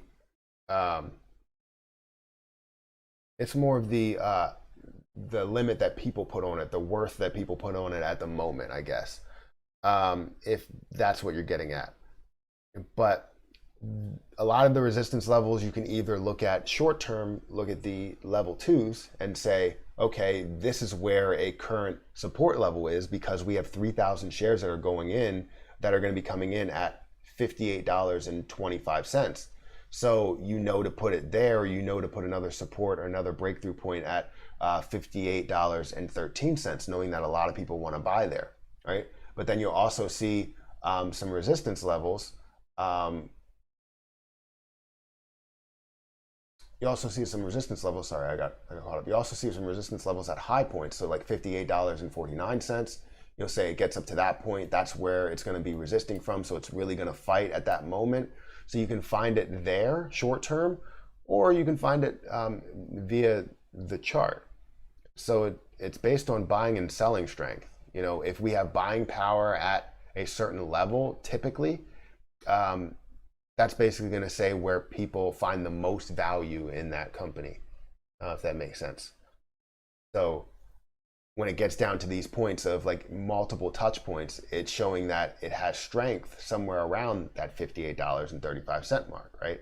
So it's not looking to push past there, or you see a firm bounce off of $58.25. That firm bounce is going to make other people buy in at that point, which creates a massive support line. So it's more based on buying and selling than the worth per market cap.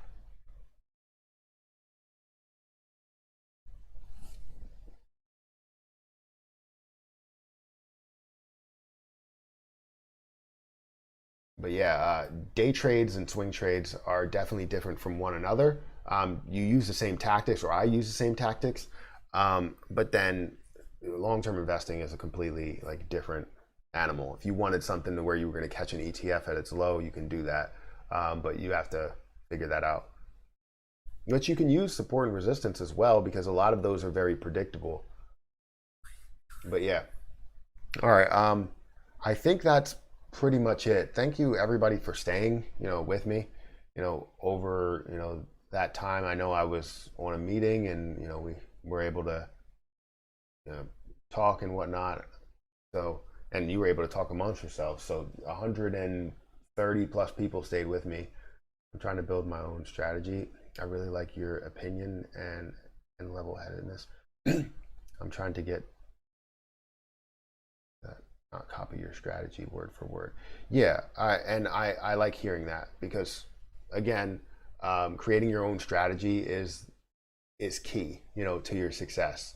Because you think about it, like my strategy will actually change a little bit. So whatever I end up using, a lot of times, more recently, I've been using a lot of the RSI data to dictate whether it is being oversold or overbought, whatever it actually is.